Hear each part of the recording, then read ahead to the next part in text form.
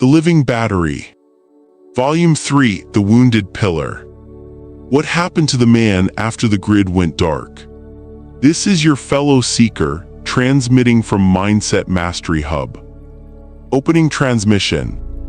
The most dangerous man in the modern world is not the violent man. It is the man who has forgotten what he was built for. The violent man is reacting to a wound he can feel.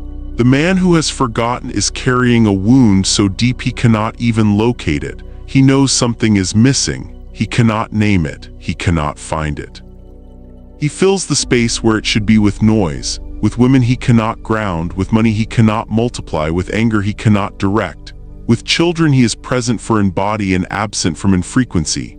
He is a pillar that was never told it was a pillar. He is a ground that was never shown what to ground.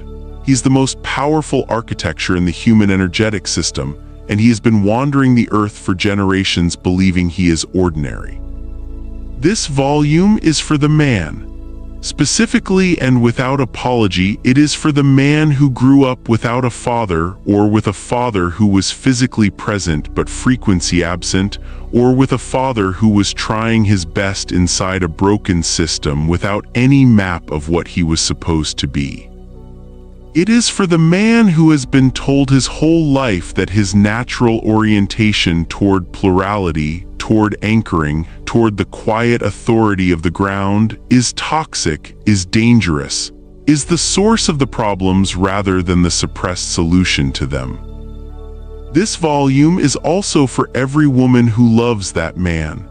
Every mother who raised a son alone and watched him search for something she could not provide, not because she was insufficient, but because the thing he was searching for was architecturally outside what one person can give. Every sister who watched her brother become a statistic. Every daughter who grew up without the frequency of a grounded masculine field and spent her adult life either searching for it in the wrong places or deciding she did not need it, which is a different kind of wound wearing a different kind of clothing. We are going to look at what happened to the man after the grid went dark, not to produce guilt, not to produce despair, to produce the specific clarity that comes from accurate diagnosis. You cannot heal a wound you cannot see. You cannot recover a function you do not know you lost. You cannot rebuild a structure you have been told was never yours to begin with.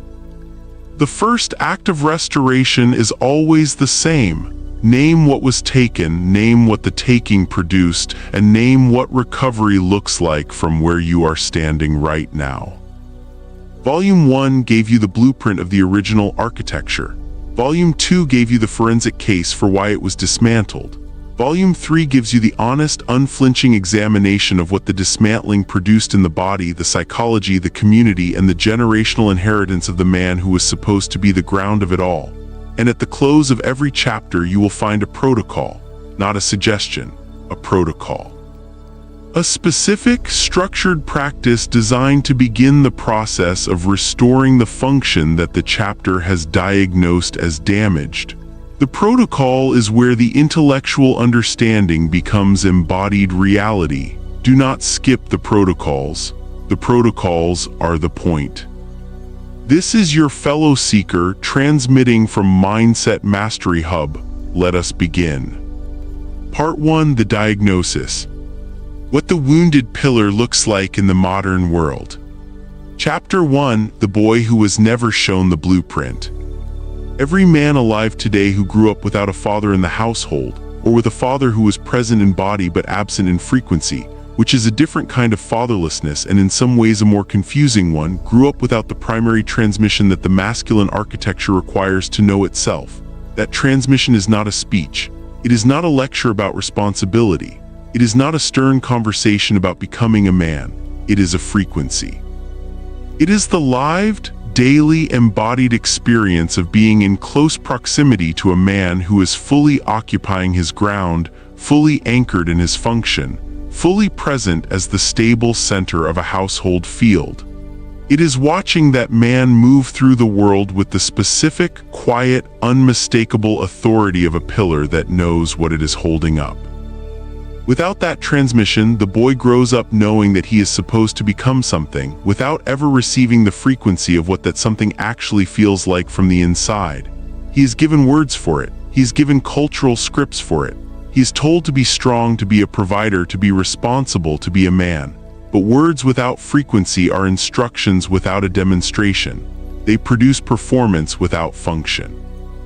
They produce men who can perform the social role of masculinity, who can hold the job and drive the car and say the right things in the right contexts, while the actual ground function, the deep constitutional stillness, the bedrock stability that the battery requires of its anchor, remains undeveloped, unfamiliar, and frightening in its unfamiliarity. The statistics of fatherlessness in communities that were most thoroughly targeted by the Great Suppression are not a moral failure. They are the predictable, measurable output of a multi-generational suppression campaign that was specifically designed to remove the masculine anchor from the household and to make its removal self-perpetuating. Remove the father from the first generation through legislation, criminalization, and economic impossibility. The second generation grows up without the transmission. The third generation grows up without even the memory of what the transmission was supposed to feel like.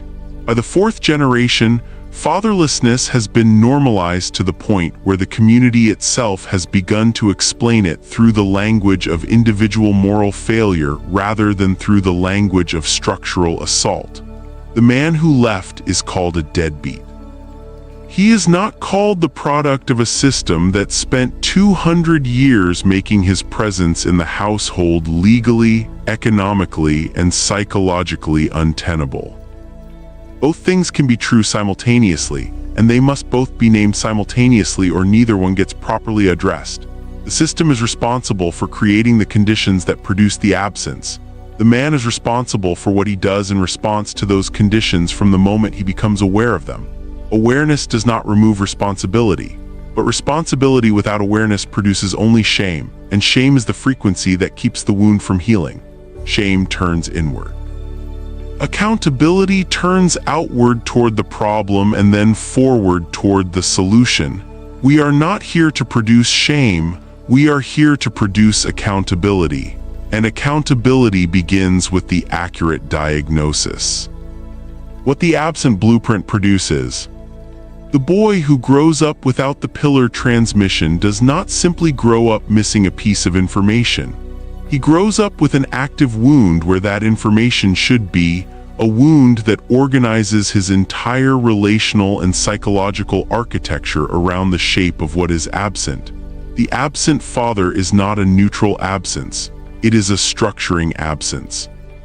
It creates a specific pattern of seeking, avoiding, performing, and collapsing that is recognizable across individuals, across cultures, and across the specific communities that have been most targeted by the suppression.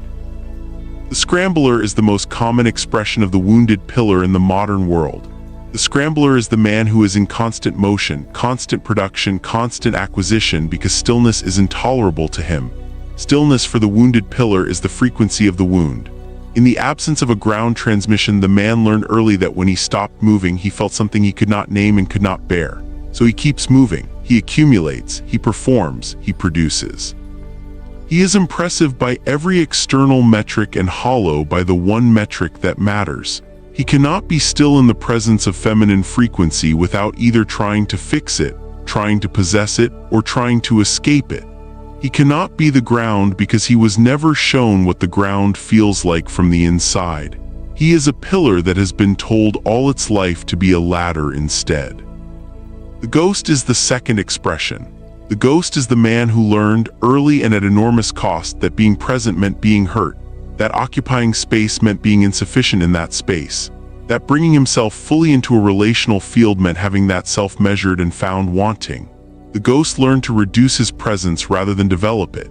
He became good at being in rooms without being felt, at being in relationships without being known, at going through the motions of connection while keeping the actual frequency of himself carefully hidden where it could not be rejected again. The ghost is not absent because he does not care. He is absent because he cared so much, so early, in an environment so incapable of receiving him, that full presence became the most dangerous thing he knew how to do. The reactor is the third expression. The reactor is the man whose pillar function was never developed but whose voltage was never suppressed. He has the energy, he has the force, he has the raw material of masculine power in enormous quantity, but without the ground transmission, without the containment that comes from knowing your own function and occupying it fully, that energy has no channel. It expresses itself as rage, as volatility, as the kind of unpredictable emotional weather that keeps everyone in his proximity in a constant state of low-grade fear. The reactor is not dangerous because he is powerful. He is dangerous because his power has no architecture. He is a live wire that was never connected to a ground. The energy was always supposed to be there. The ground was what the system removed. The performer is the fourth expression, and the one that the modern world most consistently rewards, and therefore most consistently fails to identify as a wound. The performer has learned exactly what masculinity is supposed to look like from the outside, and has built a precise, well-maintained, socially successful replica of it. He has the job, the car, the clothes, the posture, the way of moving through a room that reads as confident and capable and grounded. But it is a performance in the precise sense. It is generated from the outside in, not from the inside out. It is sustained by external validation and collapses in private.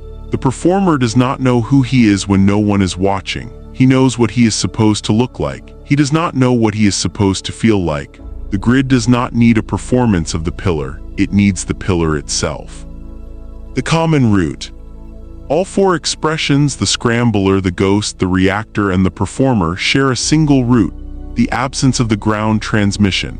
The absence of the lived, embodied, frequency-level experience of what it means and what it feels like to be a man who is fully occupying his function as the stable anchor of a high-frequency field. They are four different adaptations to the same wound.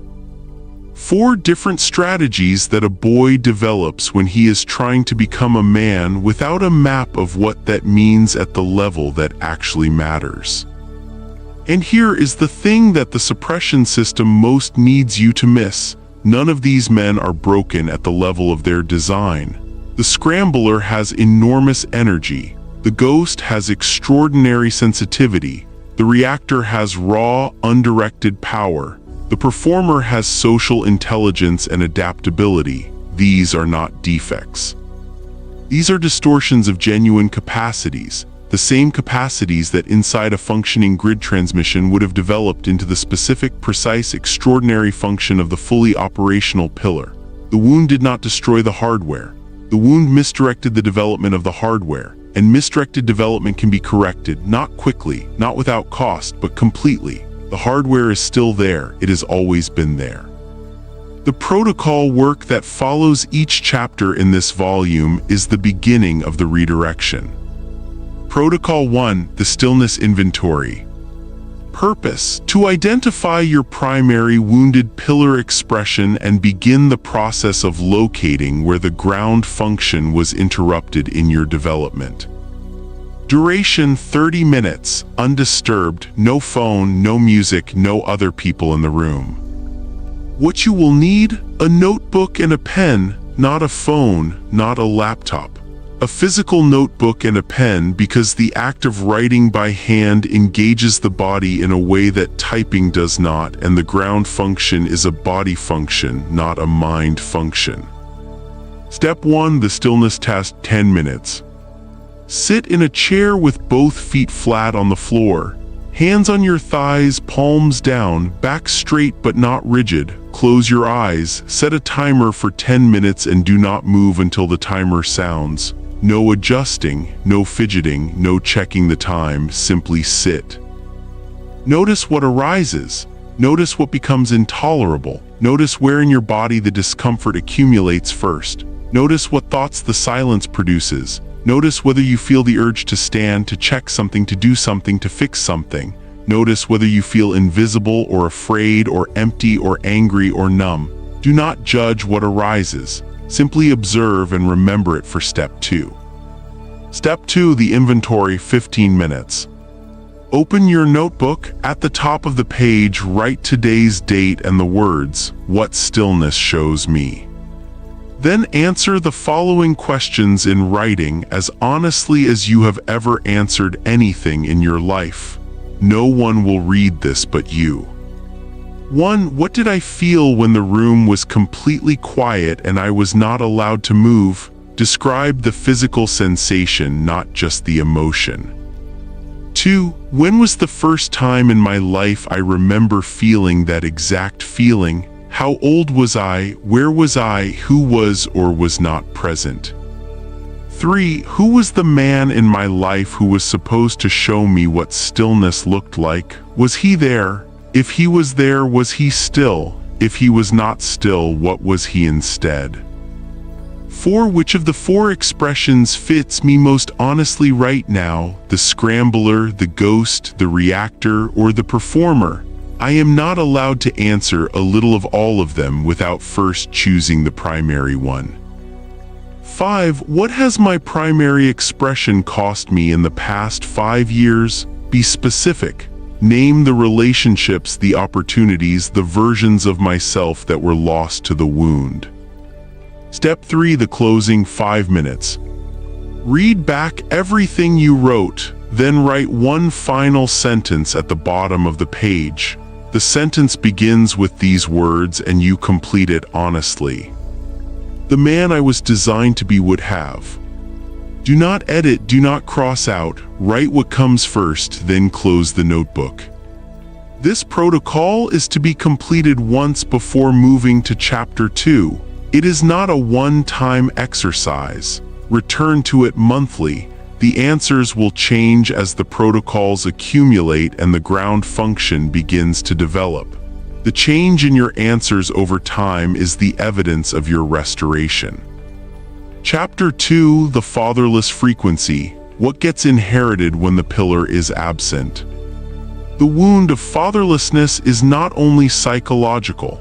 This is the piece that the therapeutic community has understood partially, and the scientific community is only beginning to measure with the precision that the living battery framework makes available. The wound of fatherlessness is epigenetic. It is written into the biological expression of the child's DNA, not through a change in the genetic sequence itself, but through a change in which genes are expressed and which genes are silenced, which biological systems are activated and which are suppressed, based on the frequency environment that the child develops within during the critical early years of biological organization. Epigenetics is the science of how the environment speaks to the genome. The genome is not a fixed program that runs identically regardless of context. It is a responsive system, a library of biological possibilities whose expression is continuously shaped by the frequency of the environment that surrounds it.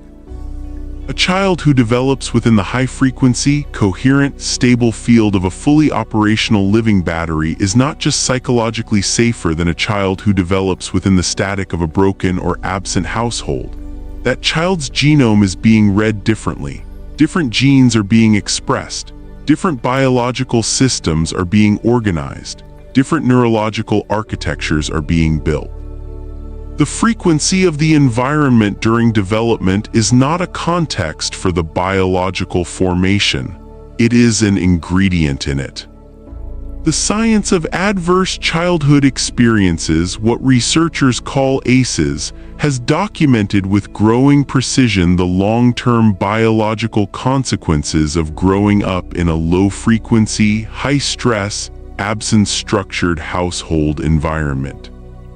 Children who score high on ACE measures, who experienced fatherlessness, household instability, economic precarity, and the specific emotional weather of a household running on fear and scarcity rather than coherence and abundance, show measurable differences in cortisol regulation, in immune system function, in inflammatory markers and telomere length, in the architecture of the prefrontal cortex that governs emotional regulation and long-term decision-making, and in the structure of the amygdala that governs threat detection and fear response.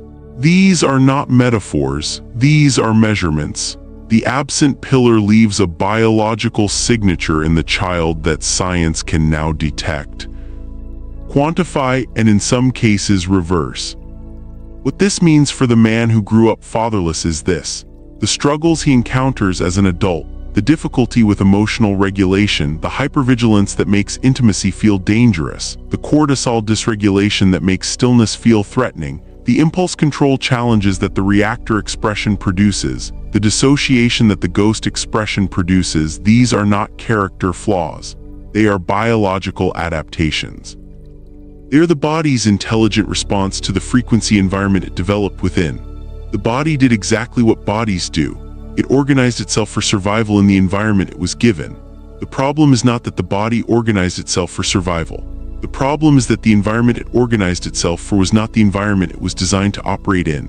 And now the body is running a survival operating system in a context that requires something completely different. The inheritance chain.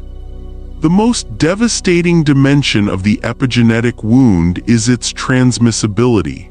The biological adaptations that fatherlessness produces in a child do not stay within that child. They are carried forward into the next generation through what epigeneticists call transgenerational epigenetic inheritance, the transmission of environmentally produced gene expression patterns from parent to child, not through the DNA sequence itself, but through the chemical markers, the methyl groups and histone modifications that sit on top of the DNA and control how it is read. What this means in plain language is this: a man who grew up fatherless, who developed the biological adaptations of the fatherless child, who carries the cortisol dysregulation and the hypervigilance and the attachment disruption of the wounded pillar, passes those adaptations forward to his children not just through his behavior and his presence or absence, but through his biology. His sperm carries the epigenetic markers of his developmental experience. His children begin their lives with a biological inheritance that includes not only his genetics but his epigenetic response to the environment that shaped him. The wound travels in the bloodline, not as destiny, as inheritance.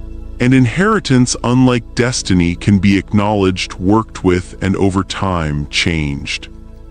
This is the mechanism of generational trauma, not a metaphysical curse, not divine punishment, not moral weakness passed from father to son, a measurable, documented, scientifically understood process of biological inheritance in which the frequency of the environment that shaped one generation shapes the biological starting point of the next. The single mother raising sons alone is not just raising children without a father present. She is raising children whose biological inheritance already includes the epigenetic markers of fatherlessness from one or more previous generations. The boys she is raising are starting from a deeper deficit than anyone who does not understand epigenetics can see or address. This is not hopeless. The same epigenetic research that documents the inheritance of the wound also documents its reversibility. Gene expression patterns that were organized by a low-frequency environment can be reorganized by a high-frequency one. The biological adaptations of the fatherless child are not permanent. They are responsive. They are responsive to exactly the kind of frequency intervention that the living battery protocols are designed to provide. The body wants to return to its design operating frequency. It is always, at every moment, scanning its environment for the signal that will allow it to do so. The protocols are that signal, delivered deliberately, consistently, and with the specific intention of rewriting the biological inheritance one day at a time. The community frequency. The epigenetic wound of fatherlessness does not only travel through individual bloodlines, it travels through community fields. A community in which fatherlessness has been the dominant household structure for 2 or more generations is not just a community with a lot of individual wounded men. It is a community whose ambient frequency has been shaped by the accumulated biological and psychological output of those wounds. The community field is running at the frequency of the wound rather than the frequency of the grid. And every child born into that community field begins their development inside a low-frequency ambient environment before their own household situation adds its specific layer of input. This is why the solutions that address only individual men, individual households, individual therapeutic interventions, while necessary, are insufficient on their own. The individual cannot fully heal inside a community field that is still running at wound frequency. He pulls himself up and the ambient field pulls him back. He builds something and the community frequency that surrounds it lacks the coherence to sustain it. He finds his ground and the people around him, shaped by the same wound, do not recognize it and do not know how to respond to it. Individual restoration is possible and necessary, but community restoration is the ultimate destination. And community restoration requires enough individuals operating at grid frequency to shift the ambient field of the community itself. This is why the protocols are not private practices. They are seeds. The man who does the protocol work and begins to develop his ground function changes not only his own frequency but the frequency of every relational field he inhabits. He changes the frequency of his household, of his children's developmental environment, of his workplace, of his friendships, of his neighborhood. He does this not through preaching or persuasion, but through the simple physics of a coherent field in the presence of an incoherent one. The stronger frequency entrains the weaker one over time. One grounded man in a community of wounded pillars begins to produce a resonance that the community has not felt in generations. And resonance, once it is felt, is remembered. And remembered resonance is the beginning of the community's own restoration. Protocol 2, the inheritance map. Purpose: to make the epigenetic and generational inheritance visible so that it can be worked with consciously rather than carried unconsciously. Duration: 45 minutes to 1 hour. This protocol requires enough time to go deep. Do not rush it. What you will need: your notebook, 3 different colored pens if available, a quiet space. Step 1, the 3-generation map, 20 minutes. Draw 3 horizontal lines across a full page of your notebook. Label the bottom line your grandfather, label the middle line your father, label the top line you. On each line, answer the following questions as honestly as the information available to you allows. If you do not know the answers for your grandfather or your father, write what you know and leave space for what you do not. The gaps themselves are information. Was he present in the household he fathered children into? If not, why not? Imprisonment, migration, death, abandonment, addiction, economic displacement, name it specifically. If he was present in body, was he present in frequency? Describe his emotional availability, his stillness capacity, his ability to be the ground of his household. What was his primary wounded pillar expression? Scrambler, ghost, reactor, or performer? What did his wound cost his children? What did his children inherit from his wound? Step 2, the pattern recognition, 15 minutes. Look at the 3 lines, look at the patterns across the generations. Write the answers to these questions. 1. What wound appears in all 3 generations? Name it in 1 sentence. 2. What strength appears in all 3 generations? Because the strength is also there, name it. 3. At what point in the chain did the original suppression strike? Which generation was the first to be fatherless, or the first to be displaced, or the first to be removed from the grid architecture? This is the entry point of the wound. Mark it on your map. 4. How many generations has the wound been running? Count them. Give the wound a number. Give it a real, countable weight. This is important. The wound is not eternal, it has a beginning, and things that have a beginning can have an end. Step 3, the declaration, 10 minutes. Stand up, put both feet flat on the floor, feel the ground under your feet, Take 3 slow, full breaths, inhaling through the nose and exhaling through the mouth. Then speak the following declaration aloud, not in your head, out loud with your voice in the room. I see the wound, I see where it entered my bloodline, I see what it has cost every man before me who carried it without knowing what it was. I am the generation that names it.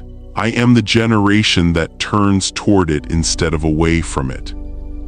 The wound entered my bloodline through force, through suppression, through the deliberate dismantling of the architecture I was built to inhabit.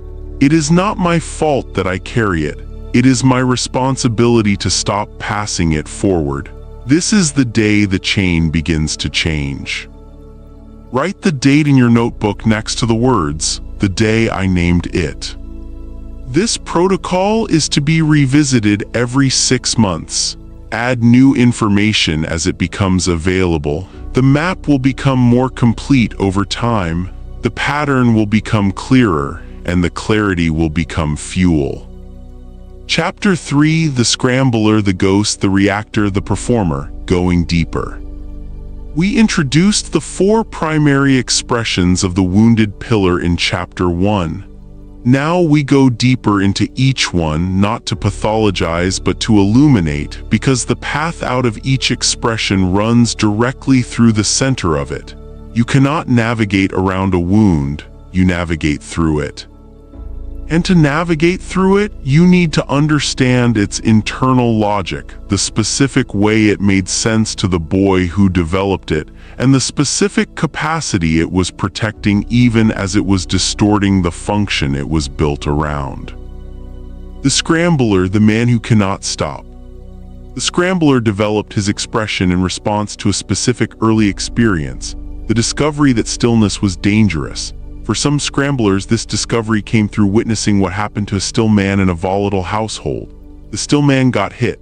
The still man got left. The still man got blamed. The lesson was, movement is protection. Activity is armor. If you are doing something, you cannot be accused of being nothing. If you are producing, you cannot be confronted with your emptiness.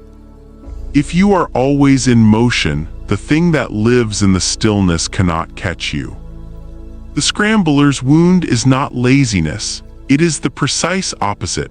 The Scrambler works harder than almost anyone around him. He is always building something. He is always in the middle of 3 projects. He is always generating, always moving, always impressive to observe from a distance.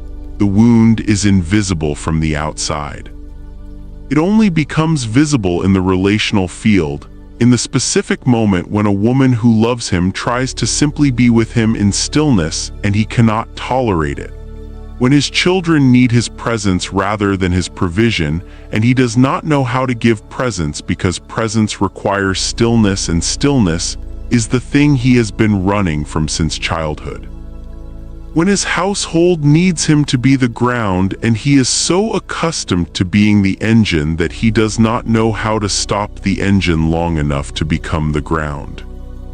The core capacity underneath the Scrambler's wound is generative force, the drive to build, to produce, to create, to make something from nothing. This is a genuine pillar capacity. The pillar was always meant to be generative. The distortion is that the generation has been divorced from the ground. The Scrambler generates without anchoring. He builds without roots. He produces without a center that the production flows from and returns to.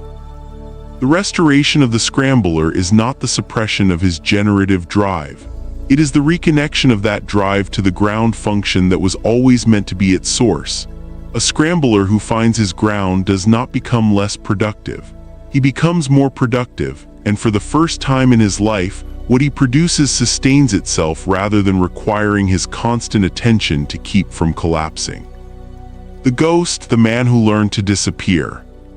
The Ghost developed his expression in response to a different early experience, the discovery that full presence was intolerable to the people around him.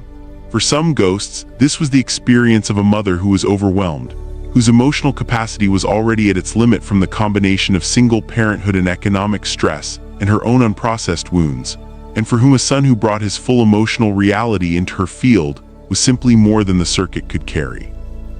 The son learned to reduce himself, to take up less space, to need less, to feel less visibly, to be in the room without being felt in the room. For other ghosts, the discovery came through early experiences of rejection, mockery, or punishment for emotional expressiveness. The boy who cried was called weak. The boy who was afraid was called a coward. The boy who needed comfort was told to man up. He learned that his inner reality was not acceptable in the social field he inhabited, and he did what intelligent children always do when their environment signals that a specific behavior is dangerous. He stopped performing the behavior. He went inside. He built an interior world of extraordinary richness and depth, a world that was fully alive and fully feeling and fully present, but that he showed to no one because no one had ever responded to it in a way that made showing it feel safe. The core capacity underneath the ghost's wound is depth of perception. The ghost sees everything. He feels everything. He processes at a level of emotional and intuitive sophistication that the scrambler operating at the surface of constant motion cannot access. He has been watching the world carefully from behind the glass of his partial presence for so long that he has developed an extraordinary ability to read situations, to understand what is actually happening beneath what is being said, to perceive the frequency of a relational field with precision. This is the radar function. This is the second face capacity that the living battery needed from its visionary. The ghost has been carrying a grid-level perceptive function inside a wound that prevented him from ever using it at full power. The restoration of the ghost is the gradual, protocol-supported reconstruction of the safety that would allow him to bring his perception into full presence rather than keeping it behind the glass. The reactor, the man whose power has no channel. The reactor is the expression that the modern world has most thoroughly criminalized and most thoroughly misunderstood. He is the expression that fills the prisons, that dominates the statistics on violence, that the therapeutic community most consistently gives up on, and the criminal justice system most consistently processes without understanding. He is also the expression that of all four is closest to the raw material of the pillar function in its undistorted form. The reactor has the power. He never lost the power. What he never received was the architecture that would have given the power a channel. The reactor developed his expression in response to an early experience of powerlessness in the presence of a force he could not control or escape. The volatile household, the abusive adult, the school system that processed him as a problem before it understood him as a person. The community environment that was itself running at reactor frequency because of its own accumulated generational wound. He learned that power without channel produces explosion, because explosion was the only release available to him when the pressure built beyond what the system could contain. He was not wrong that the pressure needed release. He was working with the only release mechanism that had ever been demonstrated to him. The core capacity underneath the reactor's wound is force of will, uncompromising, undiluted, raw masculine force. This is the capacity that the pillar function requires at its foundation. The ground must be immovable. The pillar must be able to hold a field stable against enormous pressure. The reactor has demonstrated again and again that he will not be moved. The distortion is that his immovability is reactive rather than chosen. He holds his position not from the freedom of a man who knows his ground, but from the defended rigidity of a man who learned that the moment he released his position, something terrible happened. The restoration of the reactor is not the suppression of his force. It is the channeling of that force through the ground function, from explosion to foundation. The performer, the man behind the mask. The performer is the expression that the modern world most consistently promotes and most consistently mistakes for health. He is the man who learned earliest and most effectively that the social world rewards the appearance of masculine competence rather than its substance, and who built, with remarkable intelligence and remarkable discipline, a replica of masculine sovereignty that satisfies every external metric while leaving the interior entirely unaddressed. The performer is functional in every arena that external metrics can measure. He is successful. He is articulate. He presents well. He knows how to be what each situation requires him to be. His wound is precisely his flexibility. He has no fixed interior that he is being flexible from. He is adaptive all the way down. He learned that authenticity was too risky, that being seen accurately produced responses he could not control. And so he developed the ability to be whatever version of himself the room needed, while keeping the actual interior hidden so thoroughly that he eventually became uncertain whether there was an interior at all.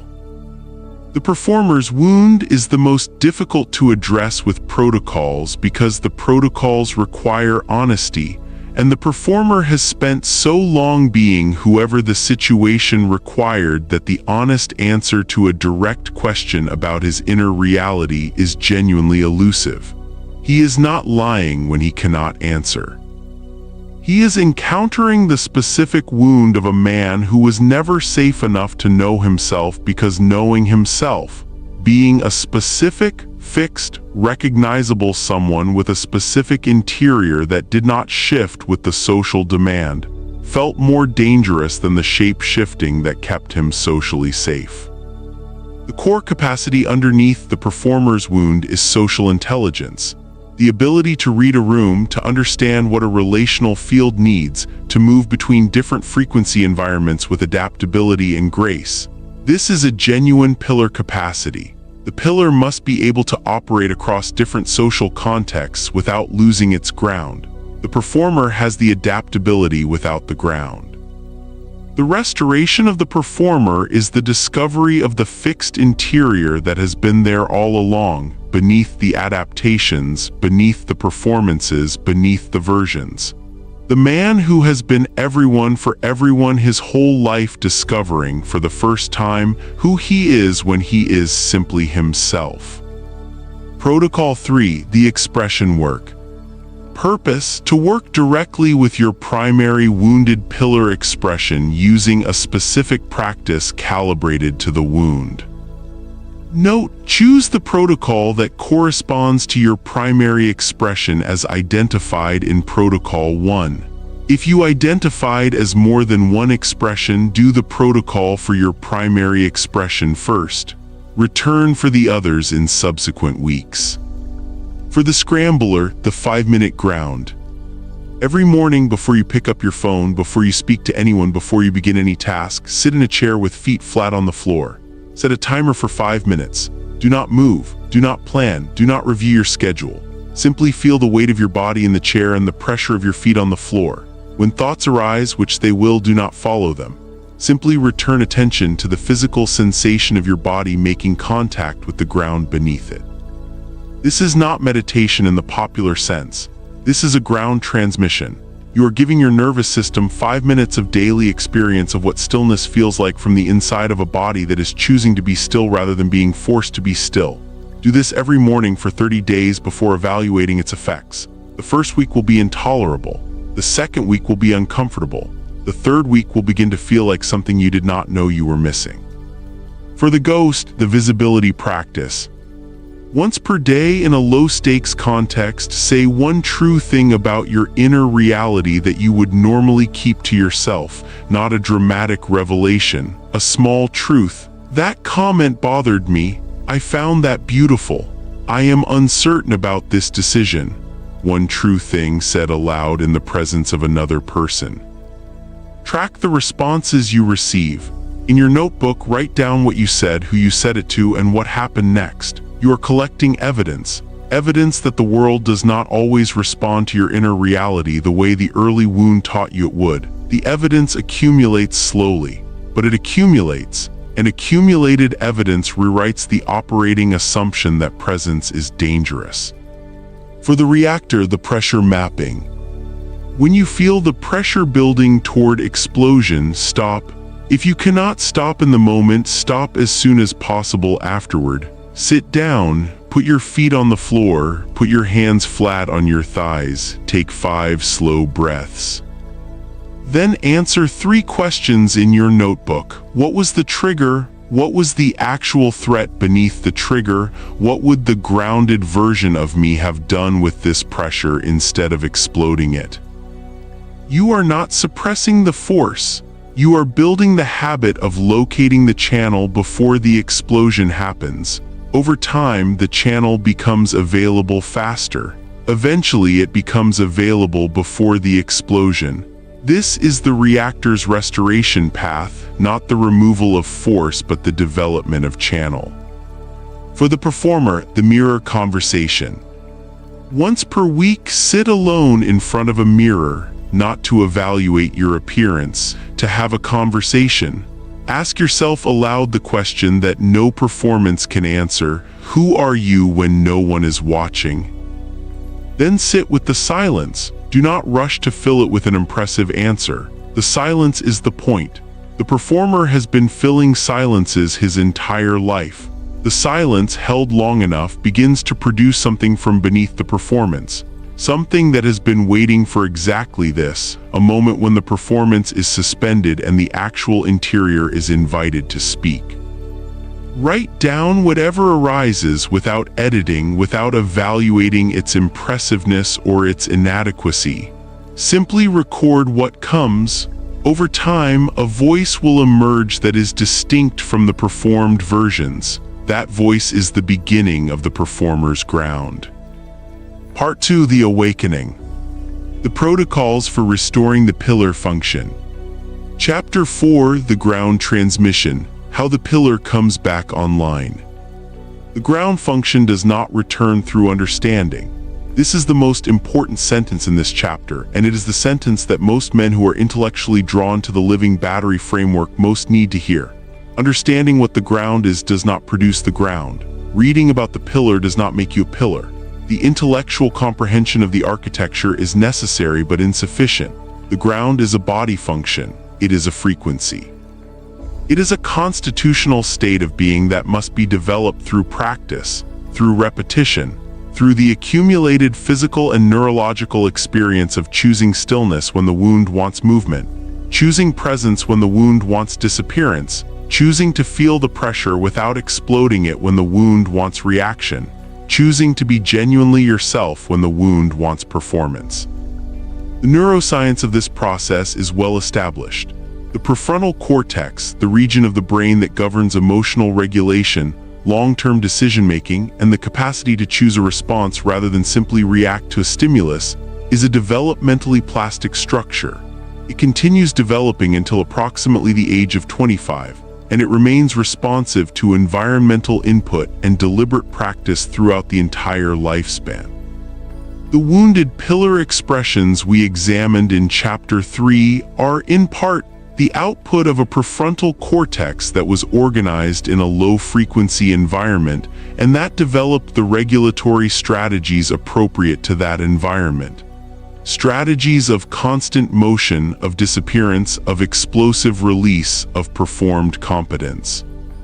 These strategies organized specific neural pathways that are now the default response pathways. The first routes the nervous system takes when it encounters stress, intimacy, pressure, or demand. But neural pathways are not fixed. They are responsive.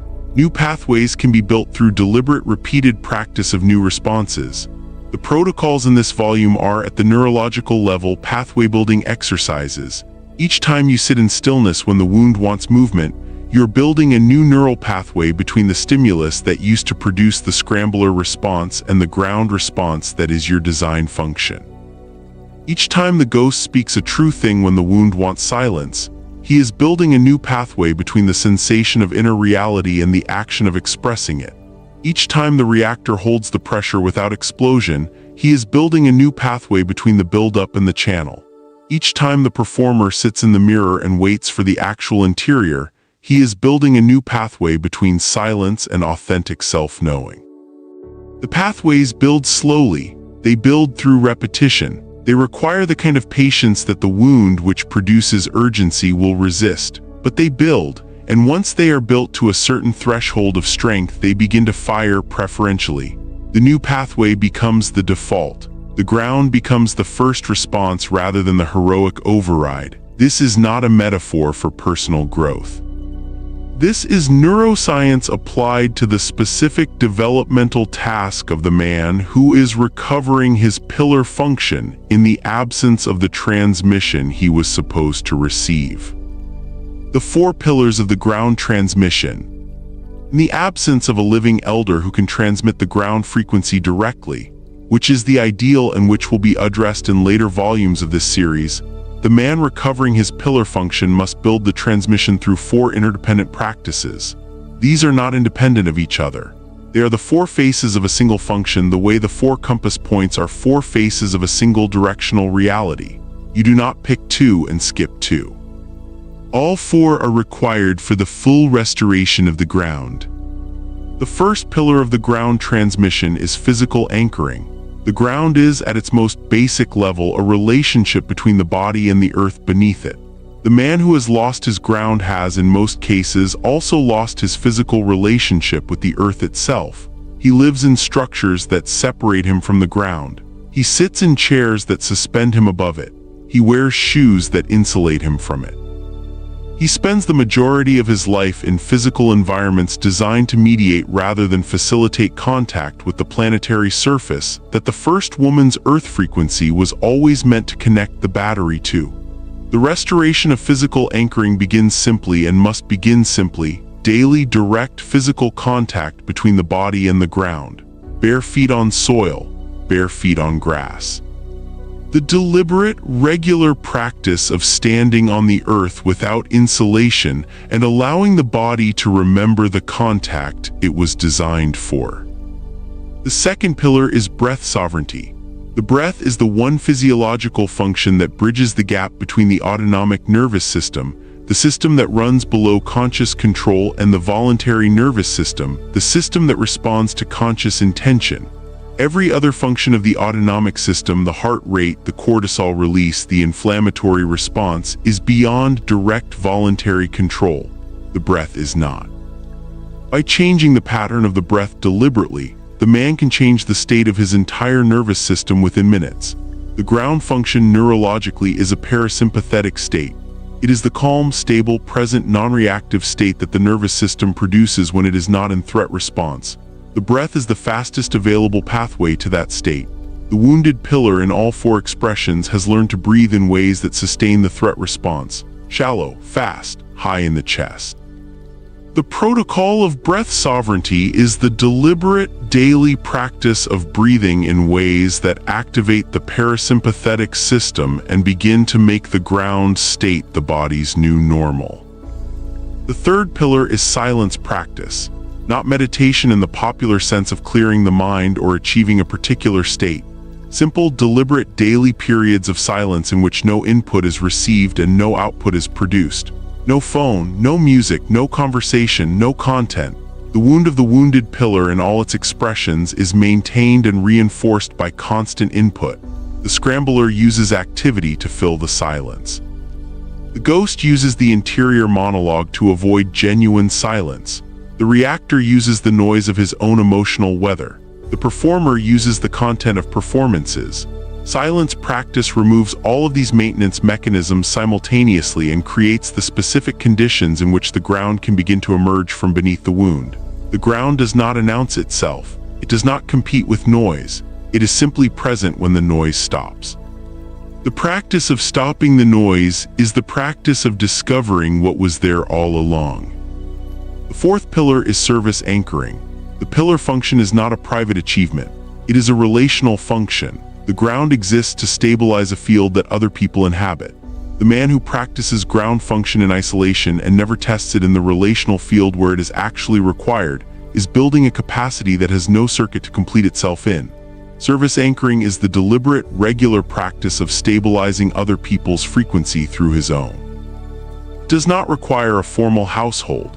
It begins wherever the man is, in his friendship network, in his family of origin, in his community, in his workplace. It begins with the simple practice of being the still person in the room when everyone else is reactive, of being the person who does not contribute to the frequency escalation when the room is getting louder, of being in whatever field he currently inhabits, the thing that the field can be stable against. This is the proto-ground function. It is the beginning of the pillar learning what it was built for by actually doing it in the conditions that are currently available. Protocol 4, the daily ground practice.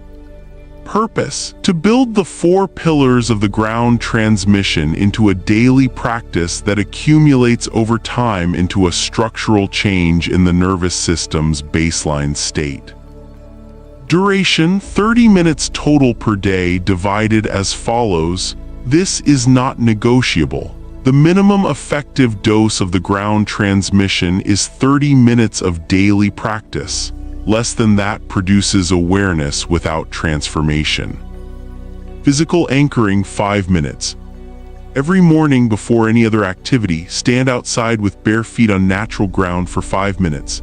If this is not possible due to climate or living situation, stand barefoot on the floor and place both palms flat against an exterior wall of your building. Close your eyes, feel the physical contact. Focus your full attention on the sensation of contact between your body and the surface beneath or beside it. Do not think about this, simply feel it. You are re-establishing the physical memory of contact with the earth that the man was designed to maintain. Breath sovereignty: 10 minutes. Sit in your chair, feet flat, hands on thighs. Breathe in the following pattern for 10 full minutes. Inhale through the nose for 4 counts, hold for 4 counts. Exhale through the mouth for 6 counts, hold for 2 counts. This pattern, known in respiratory physiology as extended exhale breathing, activates the vagal brake, the parasympathetic regulation mechanism that is the physiological basis of the ground state. You are not trying to feel calm. You are chemically producing the neurological conditions of calm through the mechanics of the breath. Do this for 10 minutes without interruption. If your mind wanders, return to the count. The count is the anchor. Silence practice: 10 minutes. Immediately following the breath practice, remain seated and do nothing for 10 minutes. No phone, no planning, no reviewing, no producing. Simply sit in the silence that the breath has opened and allow whatever arises to arise without following it. You are not trying to achieve a state. You are simply being present with the absence of input. This is where the ground begins to speak. Do not try to hear it. Simply create the conditions in which it can be heard. Service anchoring throughout the day. Identify one moment each day in which someone in your relational field is in an elevated or reactive state. In that moment, make the deliberate choice to not match their frequency. Do not escalate. Do not withdraw. Simply hold your own baseline frequency while remaining fully present to theirs. You do not need to say anything. You do not need to fix anything. Simply be the still point in the room. Afterward, write one sentence in your notebook describing the moment and what you chose. This practice is to be maintained for a minimum of 90 days before its effects are evaluated. The nervous system requires sustained input over time to reorganize its default state. 90 days of daily ground practice produces measurable change in the baseline resting state of the nervous system. The change is not dramatic at the end of the first week. It is cumulative. It compounds. By day 90, the man who began as a scrambler or a ghost or a reactor or a performer will have built enough new neural pathway to begin to feel, for the first time, what his ground function feels like from the inside.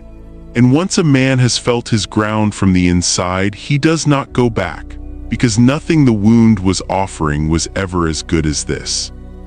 Chapter 5's The Man in the Mirror, the Awakening Protocol. There is a moment in the restoration of the wounded pillar that every man who has done the protocol work long enough eventually arrives at. It does not happen on a schedule. It does not happen at the end of a specific number of days. It happens when enough new neural pathway has been built, when enough silence has been practiced, when enough true things have been said, when enough pressure has been held without explosion.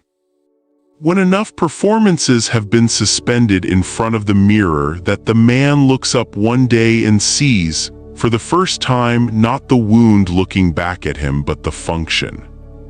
He sees the pillar. He sees the ground. He sees what he was built to be, not as an aspiration, not as a distant ideal, not as the description of some ancient pre-colonial patriarch who existed in a world he cannot access, but as the actual, present, available reality of who he is underneath the adaptations that the wound installed over it.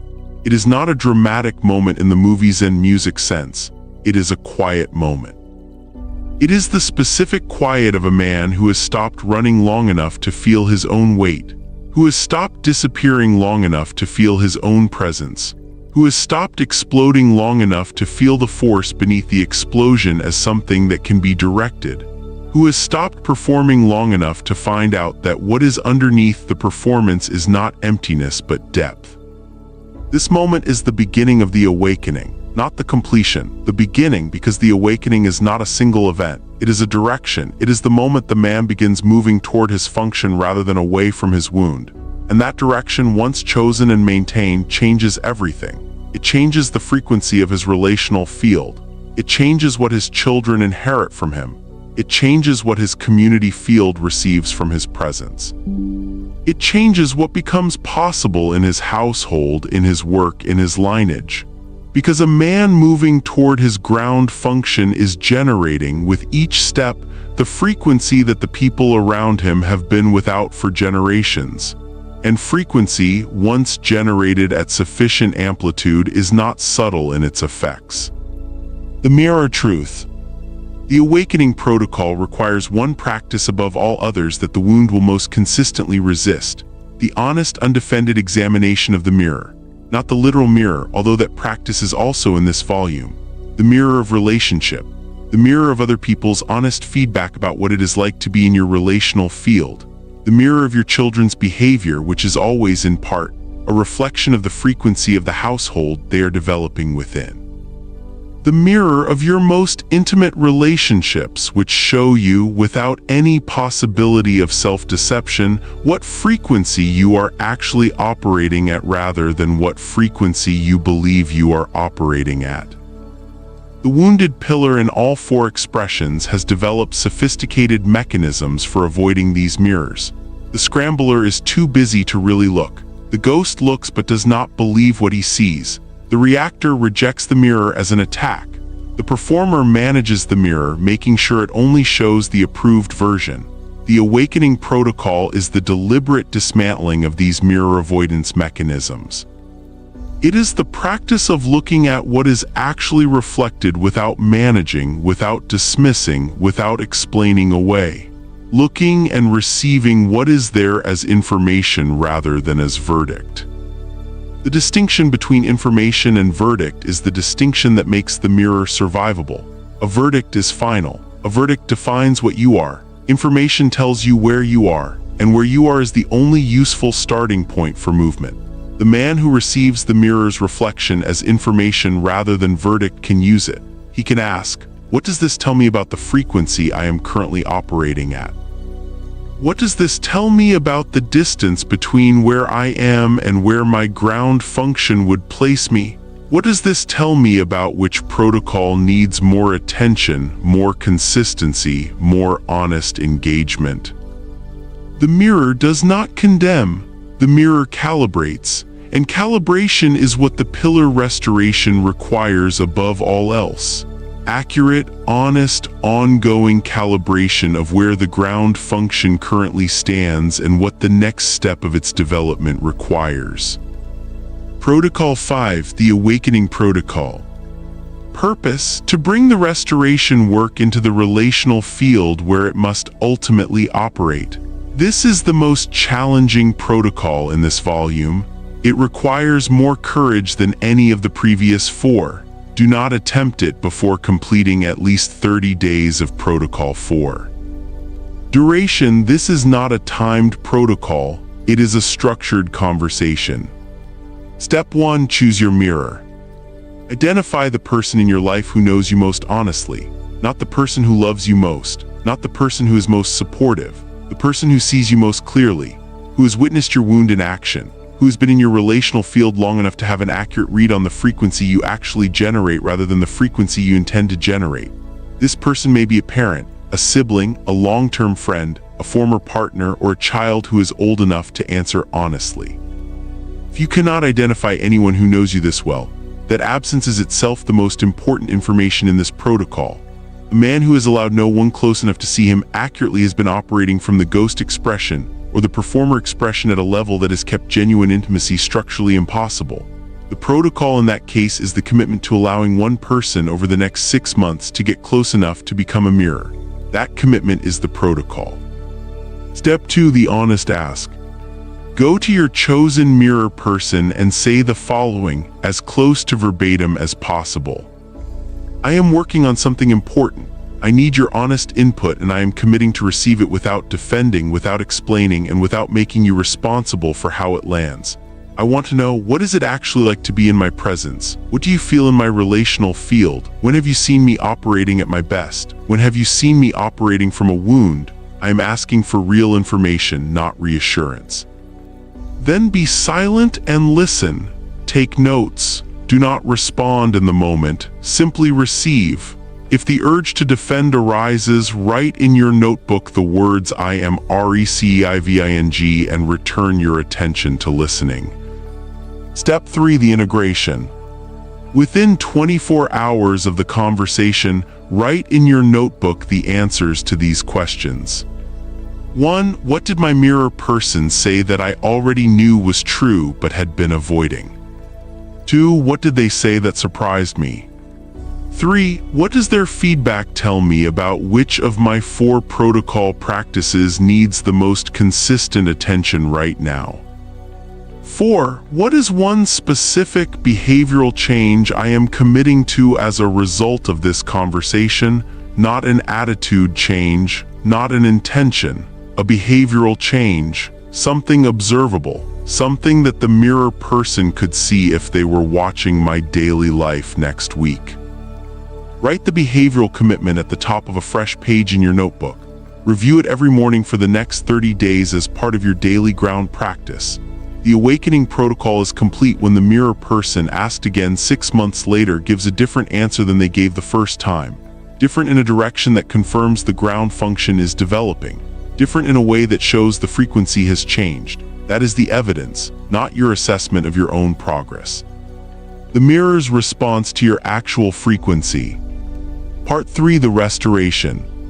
The man who has found his ground and what he does next. Chapter 6, the restored pillar, what he looks like, what he does. The restored pillar does not look like what the movies made you think masculine power looks like. He is not the loudest man in the room. He is not the most dominant. He does not perform his authority. He does not need the room to acknowledge his status because he is not running on external validation. He is running on ground, and ground by its nature does not require recognition to function. The ground beneath the tree does not need the tree to acknowledge it. It simply is what it is completely, and the tree grows accordingly. The restored pillar is recognizable in a room not by what he does, but by what he produces in the room. The room in his presence settles, not because he commands it to, because a high-frequency coherent field in the presence of a lower-frequency incoherent one produces entrainment.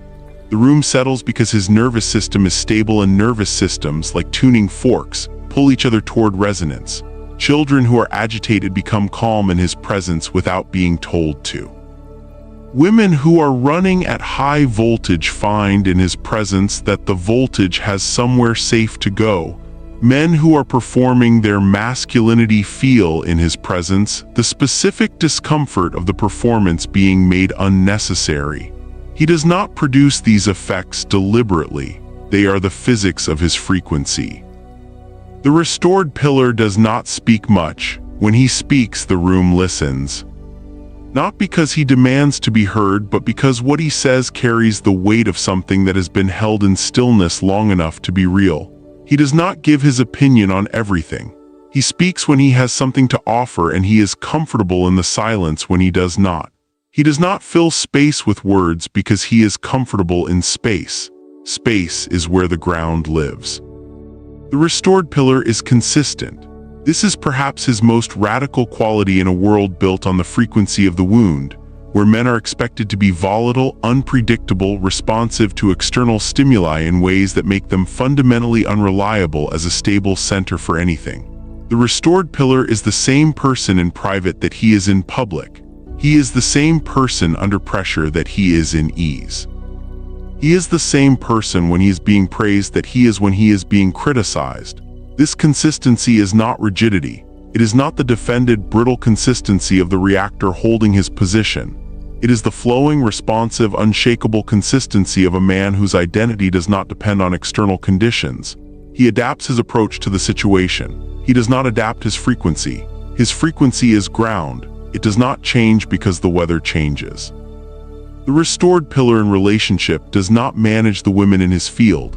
He stabilizes them. This distinction is everything. Management is top-down. It imposes order from outside. It requires constant energy and constant attention because the managed thing will always tend toward its natural state the moment the management relaxes. Stabilization is structural. It provides the conditions in which the other person's natural, highest frequency state can emerge on its own. The restored pillar does not tell the woman in his field who to be. He provides the ground stable enough that she can discover who she is. And in discovering who she is in the presence of a man who will not be destabilized by the full power of her frequency, she becomes what the living battery architecture was always designed to allow her to become, the radiant source operating at full voltage with nowhere to scatter. The restored pillar and his children. The most consequential thing the restored pillar does is be present to his children at the frequency level rather than only at the behavioral level. The wound taught him that fatherhood was a set of behaviors: provide, protect, discipline, show up. And those behaviors matter, but they are the secondary effects of something more fundamental. The primary effect that a father has on his children is the effect of his frequency on the frequency of the household's ambient field. The field that his children develop within. The field that shapes their epigenetic expression, their neurological organization, their internal model of what a man is and what he does and what he feels like to be near. A father who has restored his ground function provides his children with something no behavioral provision can replicate: the live, daily embodied experience of what a grounded man feels like from the inside of a household where one is present. This is the transmission that was missing from the wounded pillar's own development. This is what the fatherlessness epidemic actually took from the communities it targeted, not the behavioral provision, though that was also taken, the frequency transmission. The epigenetic inheritance of a man who knows what he is and occupies it fully. The restored pillar gives this back to his children. He breaks the epigenetic chain not through a grand gesture, but through the daily, consistent, unglamorous practice of being the ground of his household at the level where it actually matters, the frequency level. The level that science can now measure and that the children's developing nervous systems are always, without exception, responding to. The restored pillar and the gender war. The gender war, which is what Volume 5 of this series will address in full, is the most visible symptom of the grid's absence in the modern world. Men and women who were meant to be the two complementary poles of the most powerful human energy architecture ever developed are instead facing each other as enemies, competing for resources, competing for narrative authority, competing for the status of most victimized in a social conversation that benefits no one and heals nothing, while the system that created the conditions for the conflict watches the two halves of its dismantled circuit spend their energy attacking each other rather than rebuilding what was taken. The restored pillar does not participate in the gender war, not because he is conflict averse, because he understands its origin and he refuses to let the suppression system use him as a weapon against the very frequency that his ground function is designed to receive and stabilize. Every man who picks up the language of the gender war and directs it at women is a man whose wound is being weaponized against his own restoration. Because the woman he is directing it at, regardless of how she is presenting in the wound frequency of the modern world, is carrying the high voltage current that his ground was built to receive. She is not his enemy, she is his circuit. Restored pillar looks at the single mother and sees a woman who has been carrying both poles of a battery alone, because the system removed the other pole and then blamed her for the circuit's failure. He does not feel superior to her struggle. He feels the specific urgency of a man who understands what his presence at the ground frequency could mean for her frequency, for her children's development, for the household's ambient field. He does not approach her with rescue. He approaches her with ground. And ground is not rescue. Ground is the condition that makes rescue unnecessary. The restored pillar looks at the angry man, the man who is weaponizing his wound in the gender war, and sees not an enemy but a wounded pillar who has not yet received the diagnosis that would allow him to redirect his force from explosion to channel. He does not celebrate the angry man's anger, but he does not condemn it from a position of moral superiority. He has been that man, or he has been close enough to that man to understand the wound that produces it. And he knows that condemnation does not restore the ground, only the transmission does. Protocol 6, the pillar in the field. Purpose: to take the ground function that has been developed in private practice and begin deploying it deliberately in the relational fields where it is most needed. This protocol has no fixed duration. It is an ongoing practice, a way of moving through the world as the ground rather than as the wound. The 3 field commitments. Commitment 1. In every conversation in which the other person is in an elevated or reactive state, make the choice to hold your ground frequency rather than matching their elevation. This does not mean being cold or detached. It means being fully present and fully stable simultaneously. Feel what they are feeling without becoming what they are feeling. This is the ground function in practice. It is the most difficult relational skill a man can develop and the most powerful. Commitment 2. With every child in your life, biological or otherwise, practice the frequency of full presence for a minimum of 15 minutes per day. Not activity, not instruction, not provision, presence. Sit on the floor with them, make eye contact, let them lead. Let them see a man who is completely available, not performing availability but actually available, not planning the next task while half attending to them but genuinely, fully frequency level present. The child's nervous system will register this. The effect will not be visible immediately. It will be visible in the child's own capacity for stillness and self-regulation in 10 years. Commitment 3. In the presence of any man who is operating from the wounded pillar expressions, do not perform superiority and do not perform judgment. Offer when appropriate what you have learned, not as teaching, as testimony. This is what I found when I did this work is different from this is what you should do. Testimony invites, instruction commands. The ground function in community is always an invitation. The man who receives it will know when he is ready. Your job is to generate the frequency that makes the invitation recognizable. Closing transmission, the chain breaks here. We have walked through the full anatomy of the wounded pillar in this volume. We have named the 4 expressions, traced them to their origin in the absence of the ground transmission, mapped the epigenetic and generational mechanisms that carry the wound forward, and built a protocol pathway for the restoration of the ground function from wherever any man is currently standing. None of this is comfortable. It was not meant to be. Comfort is what the wound offers as a substitute for restoration. The scrambler is comfortable as long as he keeps moving. The ghost is comfortable as long as he stays behind the glass. The reactor is comfortable as long as the explosion provides release. The performer is comfortable as long as the mask holds. The protocols are deliberately, specifically uncomfortable because comfort in this context is the maintenance of the wound. The discomfort of the protocol is the discomfort of the wound being addressed rather than managed. But here's what we want every man who reads this volume to carry with him from this point forward. The single most important understanding that this entire volume has been building toward. You are not the wound. The wound happened to you. The wound was installed by a system that needed you disabled. The wound has been running your life for years or decades without your conscious consent because you did not have the information to recognize it as a wound rather than as your identity. Now you have the information. And information, when it is accurate and when it is received honestly, changes what is possible.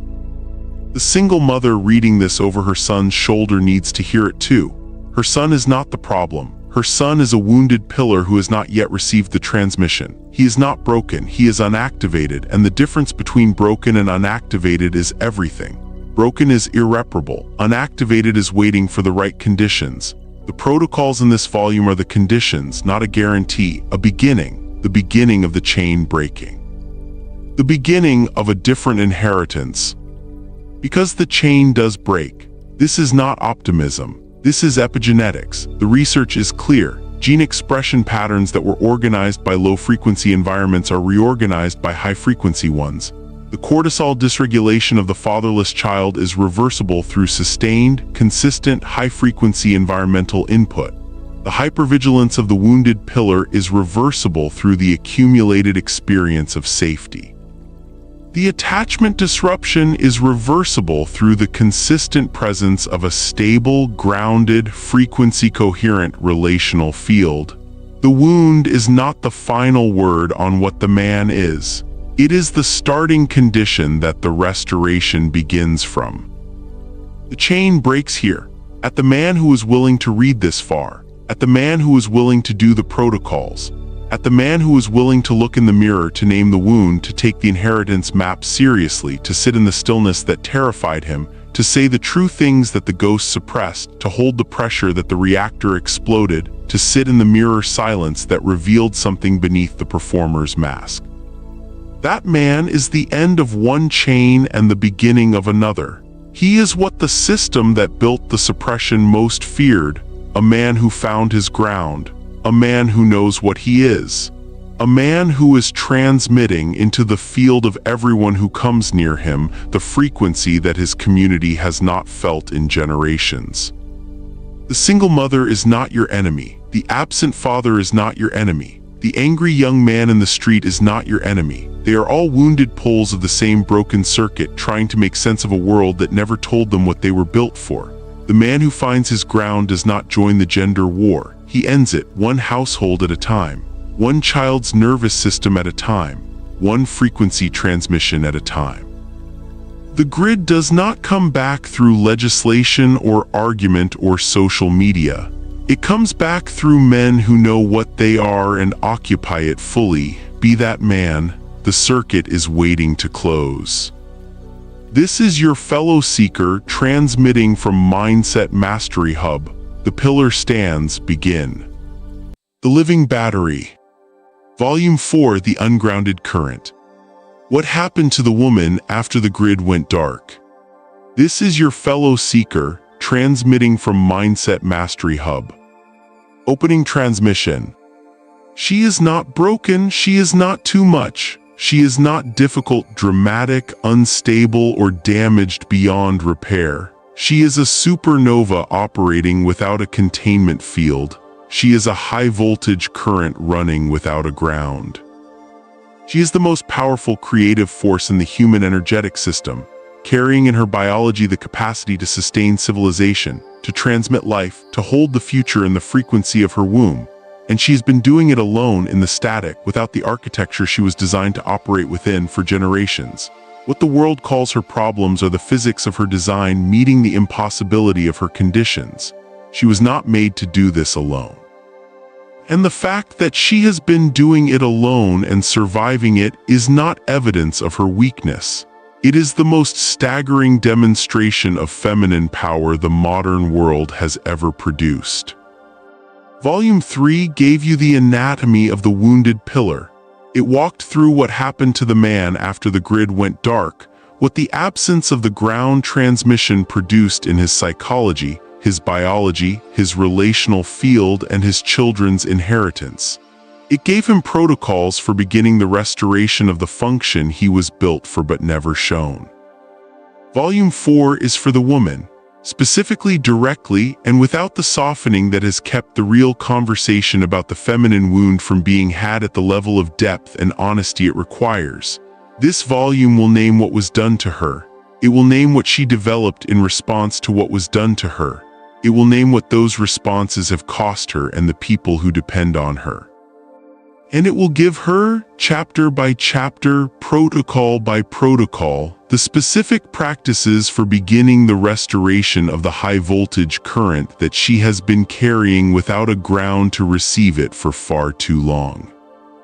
This volume is also for every man who loves a woman who is presenting in the wound, every son who watched his mother burn out under the weight of carrying both poles of a battery alone, every man who has ever stood in the presence of a woman's full voltage and flinched rather than grounded, who has ever called her too much instead of recognizing that too much is what happens when a high-voltage current has nowhere safe to land. This volume is the explanation for what he has been witnessing. And the explanation, when it is accurate, changes what becomes possible in response. We are not here to validate every expression of the feminine wound as empowerment. We are not here to celebrate the survival strategies that the wound produced as if they were the design itself. The wound is not the design. The survival strategy is not the destiny. The woman who has been carrying both poles alone is not living her highest expression. She is living her most heroic adaptation. And heroic adaptations deserve to be named accurately, not as the ceiling of what is possible, but as the evidence of how much power she has been carrying without the architecture designed to hold it, and therefore as the most powerful imaginable argument for why that architecture must be restored.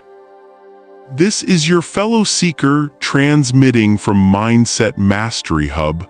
What follows is for the woman who has been waiting her whole life for someone to see her accurately, not to fix her, to see her. Let us begin. Part 1: The Diagnosis. What the ungrounded current looks like in the modern world. Chapter 1: The Supernova Without a Containment Field. In Volume 1, we established that the woman was the radiant source, not metaphorically, not as a poetic compliment designed to make her feel valued, as a precise description of her energetic function within the living battery architecture. She generates, she radiates. She carries within her biology a creative and life-sustaining force of such magnitude that the earliest records struggle to find language adequate to describe it, settling eventually on the image of the supernova, the stellar event in which a star releases, in a single moment, more energy than it has produced across its entire preceding lifetime. That is the scale of what she carries. That is the voltage of what is running through her biology every moment of every day. In the Golden Age, this voltage had a containment field, the ground of the pillar, the stable, anchored, constitutionally immovable masculine center that received the current without being overwhelmed by it, that held it without restricting it, that channeled it from raw radiant energy into the specific directed civilization-sustaining output that the grid was designed to produce. The containment field was not a cage. It was a circuit. The difference is everything. A cage reduces what is inside it. A circuit completes it. The ground did not diminish the woman's power. It made her power functional. It gave the voltage somewhere to go that was worthy of its magnitude. When the grid was dismantled and the ground was removed from the household architecture of the colonized world, the voltage did not go with it. The woman's generative power, her radiant creative force, her high-voltage current, these did not diminish because the social and legal architecture that had structured their expression was destroyed. They remained, fully present, fully operational, fully generating every single moment the same output they had always generated. But now, without the containment field, without the ground, without the circuit that gave the voltage its direction and its function, and a high-voltage current without a ground does not gently reduce its output to match the infrastructure available to receive it. It scatters, it arcs, it finds whatever incomplete circuit is nearest and surges through it. It burns through the available channels at a rate that exceeds those channels' capacity to sustain. And eventually, when every available incomplete circuit has been overloaded and the surge has nowhere left to go, it turns inward. And that is where the deepest wound of the ungrounded current lies. In the woman who has been running her own voltage through her own circuitry for so long that she has begun to consume herself from the inside. This is not a moral failure. This is not a character flaw. This is not evidence that she is too emotional, too demanding, too complicated, too much. This is the physics of what happens to a generating system when its output has no adequate receiver. The system does not cease generating. It cannot. The generation is biological. It is constitutional. It is as involuntary as the heartbeat. What changes is where the output goes. And in the absence of the ground that was designed to receive it, the output goes everywhere and nowhere simultaneously, producing the specific pattern of behavior, of relational difficulty, of internal exhaustion, of oscillation between extraordinary power and complete collapse, that the modern world has been labeling as the feminine personality rather than recognizing as the physics of an ungrounded high-voltage system trying to survive in conditions that were never designed for it. The 4 expressions of the ungrounded current. Just as the wounded pillar expressed itself in 4 recognizable patterns, the ungrounded current also expresses itself in 4 primary patterns, each one a different adaptation to the same fundamental wound, each one a different strategy that a high-voltage woman developed for managing voltage that had no adequate ground to receive it. And just as with the pillar expressions, each of these patterns contains within it a genuine capacity, a real and extraordinary strength that has been distorted by the wound rather than eliminated by it. The restoration is not the removal of the pattern. It is the recovery of the capacity that the pattern was protecting. The overcurrent is the first expression. She's the woman who is everywhere, doing everything, holding everything together, present in every room, needed by every person, available at every hour. She has become the ground for her children, the radar for her family, the aegis for her community, the emotional labor provider for her workplace, the crisis manager for her friend group, and the sole income generator, housekeeper, homework supervisor, and spiritual anchor for her household. She is doing the work of an entire battery alone, and she will tell you she is fine. She will tell you she does not need help.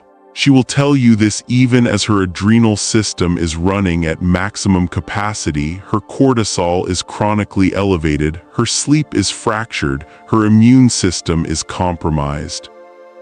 And the specific kind of exhaustion that comes from being the only generating and containing and directing function in a system that requires at minimum 4 people to operate correctly has become so normalized that she no longer recognizes it as exhaustion. She calls it life. The collapsed current is the second expression, and she is the woman who was an overcurrent until the system gave out. She burned through every available reserve, exceeded every sustainable output threshold, and then hit the wall that physics always eventually presents to a generating system running without a containment field, the shutdown. The collapsed current is not lazy. She is not depressed in the clinical sense, though her presentation may meet clinical criteria. She is a battery that has been running at full discharge, without recharge for so long that the battery itself has begun to fail. She sleeps too much or cannot sleep. She cannot access the ambition and the drive and the extraordinary creative force that she knows she has because she has demonstrated it in her own life, because there is nothing left in the reserve to fuel it. She is not broken, she is depleted. And depletion, unlike damage, responds to the right conditions of restoration. But the right conditions require the honesty of the diagnosis. You cannot recharge a system you insist is simply tired. The armored current is the third expression. She is the woman who decided after enough burns that the safest thing to do with high voltage was to contain it herself, to build an internal armor that kept the current from reaching anyone who might be damaged by it, or more precisely, that kept anyone from getting close enough to the current to disappoint her again with their inability to receive it. The armored current is formidable. She is impressive. She has the career, the independence, the self-sufficiency, the do-not-need-anyone posture that the modern world has rebranded as feminine empowerment, and that is, in its actual energetic reality, a wound wearing the costume of strength. She does not need a ground because she has built a dam. The dam holds the voltage in. The voltage builds behind the dam with nowhere to go. And behind the armor, in the private hours when the performance of sufficiency is suspended, she is lonelier than anyone who has witnessed the performance has ever imagined. The scattered current is the fourth expression. She is the woman whose voltage, in the absence of a ground to direct it, has been finding any available incomplete circuit and running through it. Multiple relationships that begin at intense voltage and end in burnout. Projects begun at supernova intensity and abandoned when the output exceeds the available infrastructure. Friendships that consume and deplete in cycles. Emotional landscapes of extraordinary highs and crashes that her environment labels as instability, and that are in their actual physics, the behavior of a high-frequency generating system that has no stable channel for its output, and is therefore oscillating between maximum generation and emergency shutdown in a pattern that will continue until a stable ground is found or the generating capacity is permanently compromised. Protocol 1, the current inventory.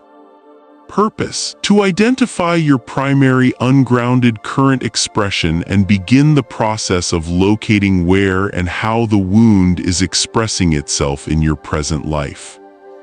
Duration: 45 minutes. Uninterrupted. Children asleep or cared for by someone else. This time is yours, take it without apology. What you will need: a notebook and pen. Make yourself a cup of something warm. This protocol should feel like a conversation with yourself that you have been postponing for years. Step 1, the voltage assessment, 15 minutes. Sit comfortably, close your eyes, take 5 slow breaths. Then answer this question honestly in the privacy of your own mind before you write anything. When was the last time you felt your full power moving through you without restriction, without fear of being too much, without the need to manage it or contain it or apologize for it? Locate that memory. Feel it in your body. Notice where in your body you feel power when it is fully present. The chest, the belly, the throat, the hands. Note the location. Now answer, where is that power now? Not where does it go, but where is it currently held? Is it scattered across too many obligations? Is it shut down behind armor? Is it crashed and unavailable? Is it oscillating between surge and collapse? Write the honest answer, not the answer that makes you sound strong. The true answer. Step 2, the expression identification, 15 minutes. Read the 4 expressions again slowly: the overcurrent, the collapsed current, the armored current, the scattered current. Then answer in writing. 1. Which expression is my primary pattern right now? I am not allowed to say all 4 equally. 1 is primary, name it. 2. Which expression was I in 5 years ago? Has it changed? If it has changed, what changed it? 3. What does my primary expression cost me daily? Not in the abstract. Specifically, name 3 concrete costs, 1 relational, 1 physical, 1 in terms of what I am not building or creating because the voltage is going elsewhere. 4. Who in my life has benefited most from my ungrounded current? Who has been receiving my output without providing anything approaching a ground? I am allowed to name them. In fact, I am required to. The naming is not blame, it is clarity. Step 3, the origin question, 15 minutes. Every ungrounded current expression has an origin in a specific early experience of the ground being unavailable. Answer. 1. Who was the first man in my life who was supposed to be a ground for my frequency? Father, grandfather, older brother, first significant male figure. Was he present? Was he stable? Was he safe? 2. What did I learn about masculine energy from that first experience? Write the specific lesson, not the intellectual understanding but the felt learning. The thing my nervous system concluded about what men are and what they can be trusted to provide. 3. How has that original conclusion been running my relational choices ever since? Be honest. The nervous system's original conclusion about masculine ground is still running. It is visible in every relationship choice made since. Name the pattern.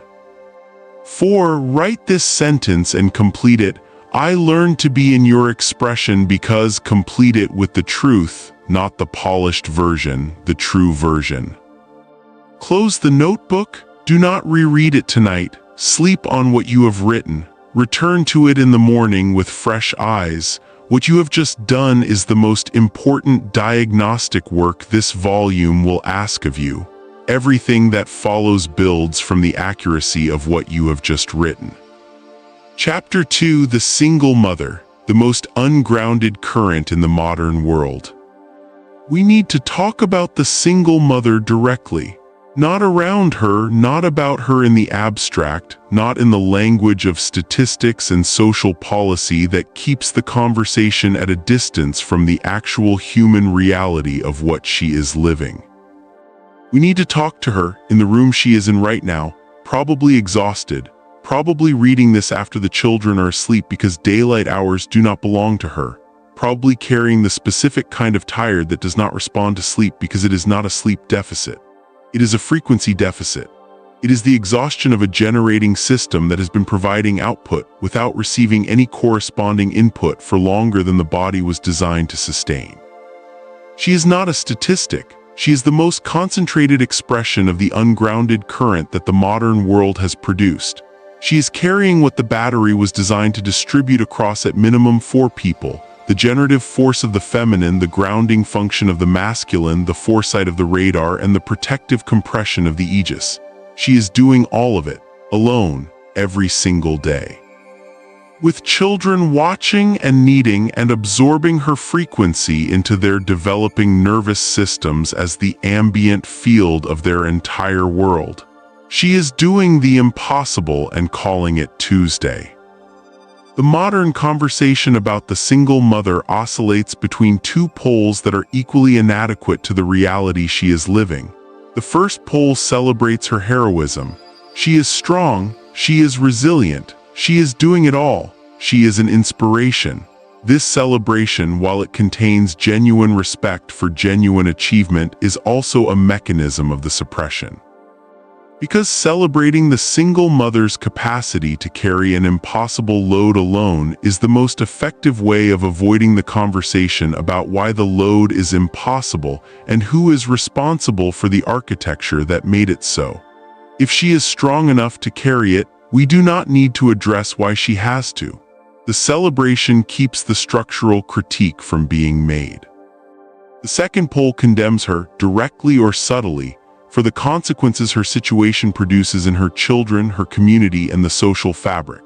The statistics on children of single mothers, used without their context, are deployed as an argument for her personal failure rather than as evidence of the systemic assault that created the conditions of single motherhood at scale. Both the celebration and the condemnation miss the same thing: the architecture. She is not strong because strength is her personal character trait. She is strong because the system removed the other pole of the battery and left the entire load on her side of the circuit. And the consequences in her children are not the product of her personal failure. They are the product of growing up in a household that is missing the fundamental frequency architecture that children require for full development. Neither the strength nor the consequences are personal. Both are architectural. What she is actually carrying. Let us be precise about what the single mother is carrying, because the precision matters for the diagnosis and the diagnosis matters for the restoration. She is carrying the amperage, the first face of the battery, the raw, earth frequency generative power of the feminine that was always meant to provide the current that the man's ground would receive, stabilize, and direct outward toward the civilization. In the absence of the ground, she is providing the amperage and attempting to be the ground simultaneously. This is the equivalent of a power plant trying to also be the transformer, the distribution infrastructure, the end-use appliance, and the safety system that prevents overload. Each of these functions is real. Each requires specific architecture. None of them can be performed by the same component without cascading degradation of all functions. She is carrying the voltage, the second face, the radar, the long-range awareness, the foresight, the threat detection, the probability field perception that was always meant to be channeled through the man's direction so that it became actionable intelligence rather than anxiety. In the absence of that channeling, the radar runs without a receiver. It picks up everything: the school situation, the financial trajectory, the emotional state of each child, the neighborhood, the workplace, the ex-partner, the future. All of it arriving simultaneously, without the filter of a stable ground to sort what requires immediate response from what can be held and monitored. The radar, running without a receiver, produces the specific cognitive state that medicine has labeled anxiety disorder, and that is, in its actual architecture, a navigation system with no off switch operating in a world that requires constant navigation. She is carrying the aegis, the third face, the protective compression of the shield that was always meant to be the combined output of all 3 feminine frequencies processed through the masculine ground. She is the shield, alone, every day, for her children, for her household, for every threat that approaches the field she is responsible for maintaining. The Aegis function carried alone produces the specific exhaustion of a woman who can never fully rest because rest would mean the shield drops. And a dropped shield means the children are unprotected. And unprotected children in the frequency environment of the modern world is a risk she cannot accept. So she does not rest. She performs the shield around the clock. And the shield in a single person's biology is not designed for around-the-clock operation. It burns through the adrenal system. It burns through the immune system. It burns through the reserve capacity that was always meant to be available for her own generation and growth. And eventually it burns through her. She is also, in many cases, carrying the economic function that was always meant to be distributed across an extended kinship network. The provision of food, shelter, education, healthcare, clothing, and the 100 other material requirements of raising children in the modern world. This was never in any human culture prior to the colonial period, a function that one person performed alone. The extended family network, the kinship grid, the community of adults surrounding a household, these were the infrastructure of provision. The nuclear unit dismantled that infrastructure. The single-parent household dismantled it further, and the single mother stands at the center of what remains, holding every function of what was always a collective architecture, in a body that was designed to be the radiant source, not the entire power grid. What her children are absorbing. The children of the single mother are not simply children who are missing a father. They are children whose developmental environment is a specific frequency environment. The frequency of a high-voltage generating system carrying an unsustainable load without a ground. That frequency is the ambient field of their entire childhood. Their nervous systems organize themselves within it. Their epigenetic expression is shaped by it. Their internal model of what relationships are, what masculine energy is, what feminine energy is, what safety feels like, what love costs, and what to expect from the people they will one day depend on, all of this is being organized in the specific frequency of the ungrounded current. For the daughters, they are absorbing at the frequency level the lesson that feminine power means carrying everything alone. That strength means self-sufficiency. That needing a ground is weakness. That the full voltage of what they are must be managed and contained rather than received and amplified. They are watching the most important frequency transmission of their lives, the transmission from the woman who is shaping their understanding of what feminine power looks like, and that transmission is, you will do this without adequate support and you will survive it, and survival is success.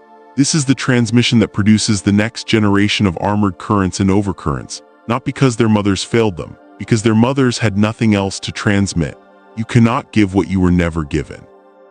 You can only transmit the frequency you are living. For the sons, they are absorbing at the frequency level an incomplete and in many ways impossible model of masculine function. They see what the mother needs. They feel the weight she is carrying. They want to help. Many of them begin early and without any conscious decision to try to be the ground for her. The 8-year-old who worries about the bills, the 12-year-old who becomes the emotional support. The 16-year-old who is running adult-level responsibility in a body and a psyche that are not yet equipped for it. This premature recruitment into the ground function, before the boy has received the ground transmission himself, before he has seen it modeled by a man who actually carries it, produces the specific double bind of the son of a single mother. He has more ground orientation than most boys his age because he has been practicing it since childhood, and he has less ground foundation than any boy should have because he was practicing it without a teacher and without the correct developmental conditions. He is a pillar that was built on urgency rather than transmission, and urgency-built structures do not hold indefinitely. Protocol 2, the load audit. Purpose: to make the full weight of what you are carrying visible in a way that the daily management of that weight prevents you from seeing. You cannot put down what you cannot see. You cannot ask for help with what you have not named. This protocol names it. Duration: 1 hour. This is not negotiable. If you do not have 1 hour, that fact is itself the most important data point in this protocol. Step 1. The full inventory, 30 minutes. Open your notebook to a fresh page. Draw a line down the center. On the left side, write what I am carrying. On the right side, write who this was designed for. On the left side, write every single thing you are currently responsible for, every single thing. Do not filter for what seems reasonable or what you have decided to stop complaining about. Write all of it. The children's school schedules and the emotional labor of every relationship and the financial management and the household maintenance and the health monitoring and the social management of the family's community connections and the spiritual holding of the household and your own professional responsibilities and your own body's needs that you're currently not meeting. All of it. This list will be longer than you expect. Let it be as long as it needs to be. Then, for each item on the left, write on the right side who this function was designed to be shared with or distributed across in the full grid architecture. The answer will frequently be multiple people. The pillar, the extended kinship network, the aligned women of the household, the community, write who was supposed to share this, not who is available to share it right now, who it was designed for. The gap between the left column and the right column is the exact measurement of the load you are carrying alone. Step 2. The body reading, 15 minutes. Put the notebook down, sit or lie flat, close your eyes, scan your body slowly from the feet upward. Without judgment, simply notice where you are holding tension, where there is pain, where there is numbness, where there is fatigue that does not lift. Notice the shoulders, notice the jaw, notice the chest, notice the belly, notice the lower back. Each location of chronic tension is a location where the body is carrying a load that the mind has normalized. The shoulders carry responsibility. The jaw carries unexpressed anger and unexpressed grief. The chest carries the grief of everything she has not been able to want for herself because there was no space for her own wanting. The belly carries fear that was converted into management because fear was not an option. The lower back carries the weight of standing alone for too long.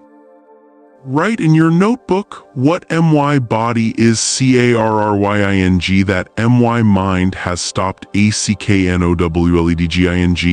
List each location and the specific load it is holding. Be precise. This is not complaint, this is diagnosis. Step 3. The one ask, 15 minutes.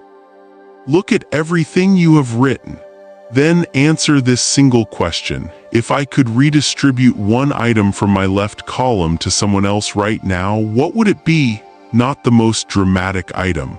The one that, if it were carried by someone else for 30 days, would give my nervous system enough space to begin to recover. Write the item, write the person or the resource that could carry it. Write what is stopping you from making that redistribution happen. Then write the next smallest possible step toward making it happen anyway. This protocol is not about solving the full load in one session.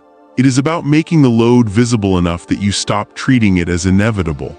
The load is not inevitable, it is architectural, and architecture can be changed, not overnight, but deliberately step by step, starting with the smallest possible redistribution that creates the first breath of space. That space is where the restoration begins. Chapter 3. What was done to her? The feminine wound of the suppression. We established in Volume 2 that the Great Suppression was a deliberate, multi-generational, legislatively and psychologically and spiritually executed campaign to dismantle the grid architecture of sovereign civilization. Volume 2 focused primarily on the legislative dimension and on the impact on the masculine function of the grid. This chapter examines what the suppression specifically did to the feminine function. Because the suppression did not treat the masculine and the feminine dimensions of the grid identically, it targeted them differently with different weapons toward different specific outcomes, and the wounds they produced are different in character even when they share the same origin. The masculine wound was primarily the wound of removal. The man was removed from the household through legislation, criminalization, economic impossibility, and the targeted disruption of the kinship networks that would have sustained the extended masculine presence in the community. The man was taken out of the circuit. The wound is the wound of absence, the wound of the missing transmission. The feminine wound was primarily the wound of redefinition. The woman was not removed from the household. She could not be. She is the biological anchor of reproduction, and therefore the one element of the household architecture that the colonizing system could not legislate away without destroying the labor supply it needed. So instead of removing her, it redefined her. It redefined what she was for, what her power meant, what her role within the household was supposed to look like, and what the relationship between her voltage and the masculine ground was supposed to be. The redefinition operated across 4 specific dimensions, each one targeting a different aspect of the feminine function within the grid architecture, each one designed to convert a sovereign power function into a managed dependency function. Understanding these 4 dimensions is not academic, it is personal. Because every woman alive today who is raised within the cultural inheritance of the suppression is carrying all 4 of these redefinitions in her operating system. Whether or not she's conscious of them, whether or not she would endorse them intellectually, whether or not she has spent years in therapy or activism or spiritual practice attempting to overcome them. They run below the conscious level. They run in the nervous system. They run in the cellular memory. And the protocols in this volume are designed to address them at exactly that level. The first redefinition, from radiant source to servicer. In the grid architecture, the woman was the radiant source. She generated, she created. Her power moved outward from her center into the circuit and through the circuit into the world. She was not organized around serving someone else's output. She was producing her own output, a specific output that was essential to the circuit and that the circuit could not produce without her. Her contribution was not less than the man's. It was different from the man's. And the difference was functional, not hierarchical. Different components of the same circuit, equal in their necessity, distinct in their function.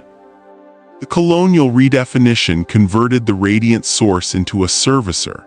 A woman whose function was defined entirely in relation to someone else's needs rather than in relation to her own generative power. The good wife who served her husband's vision rather than contributing her own frequency to a shared grid. The good mother who subordinated her own development entirely to her children's development. The good employee who provided her skills and her labor in service of an organization whose direction she did not determine. In every domain of the redefined feminine life, the organizing principle was service to someone else's agenda rather than the generation of her own. The wound this produced is visible in every woman who has been called selfish for attending to her own development, her own desires, her own frequency maintenance. Selfish is the word the suppression installed to prevent the radiant source from generating, because a generating woman is a sovereign woman, and a sovereign woman cannot be a managed servicer. The word selfish, directed at a woman who is tending to her own frequency, is the suppression's most effective single-word enforcement mechanism. It converts her own generative impulse into shame. And shame, as we established in Volume 3, is the frequency that prevents restoration. The second redefinition, from radar to warrior. In the grid architecture, the second face of the feminine was the radar. The wide area perceptive function that extended the household's awareness across the probability field, that detected what was forming in the frequency landscape before it materialized as event, that provided the man with the intelligence he needed to direct the grid's response before the threat or opportunity became visible to ordinary perception.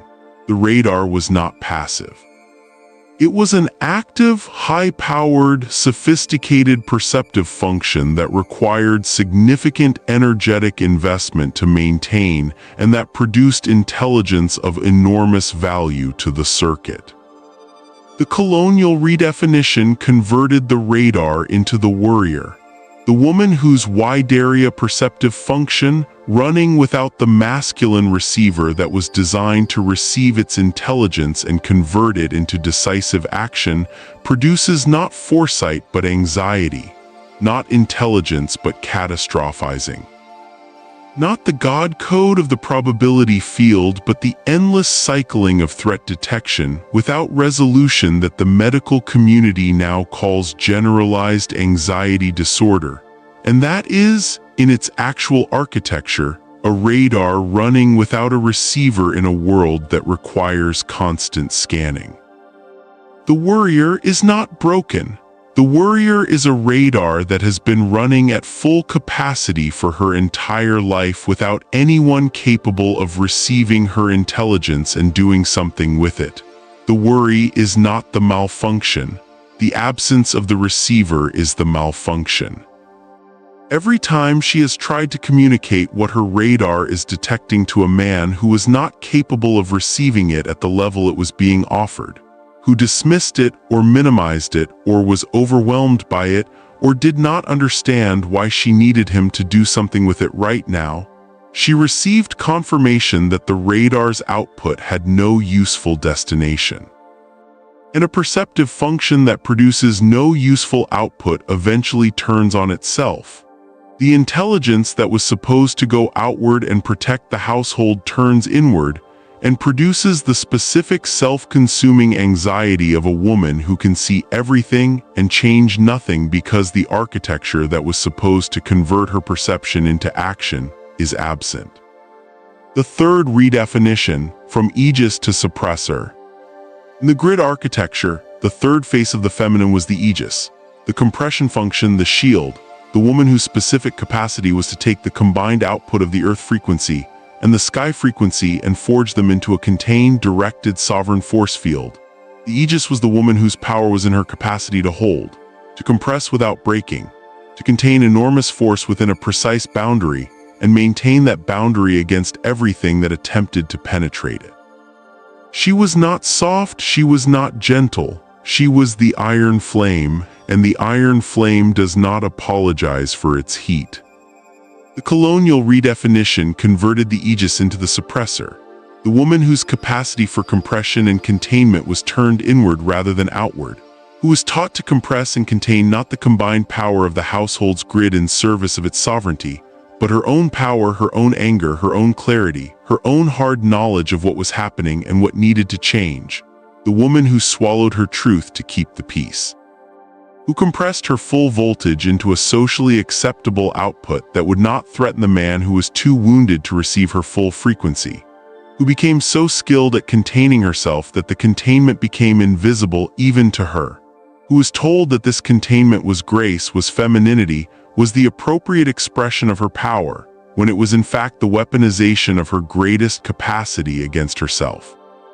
The suppressor carries behind the containment an enormous pressure, the compressed truth of everything she has not been able to say, the compressed anger of everything that has been done to her and to the people she loves that she was not permitted to name, the compressed grief of every version of herself that was abandoned to the requirements of the service function. And compressed material does not dissolve, it accumulates, it builds pressure. It eventually finds a release point, which in the suppressor's case is often the point at which someone finally says the wrong thing at the wrong time, and the full accumulated pressure of years of containment releases in a single moment that the world calls hysteria. And that is, in its actual physics, a pressure release from a containment system that has exceeded its design capacity. The fourth redefinition, from sovereign to competitor. In the grid architecture, the three feminine faces did not compete with each other. They could not. Competition requires that the competing parties want the same thing. The root, the horizon, and the aegis did not want the same thing because they were not the same function.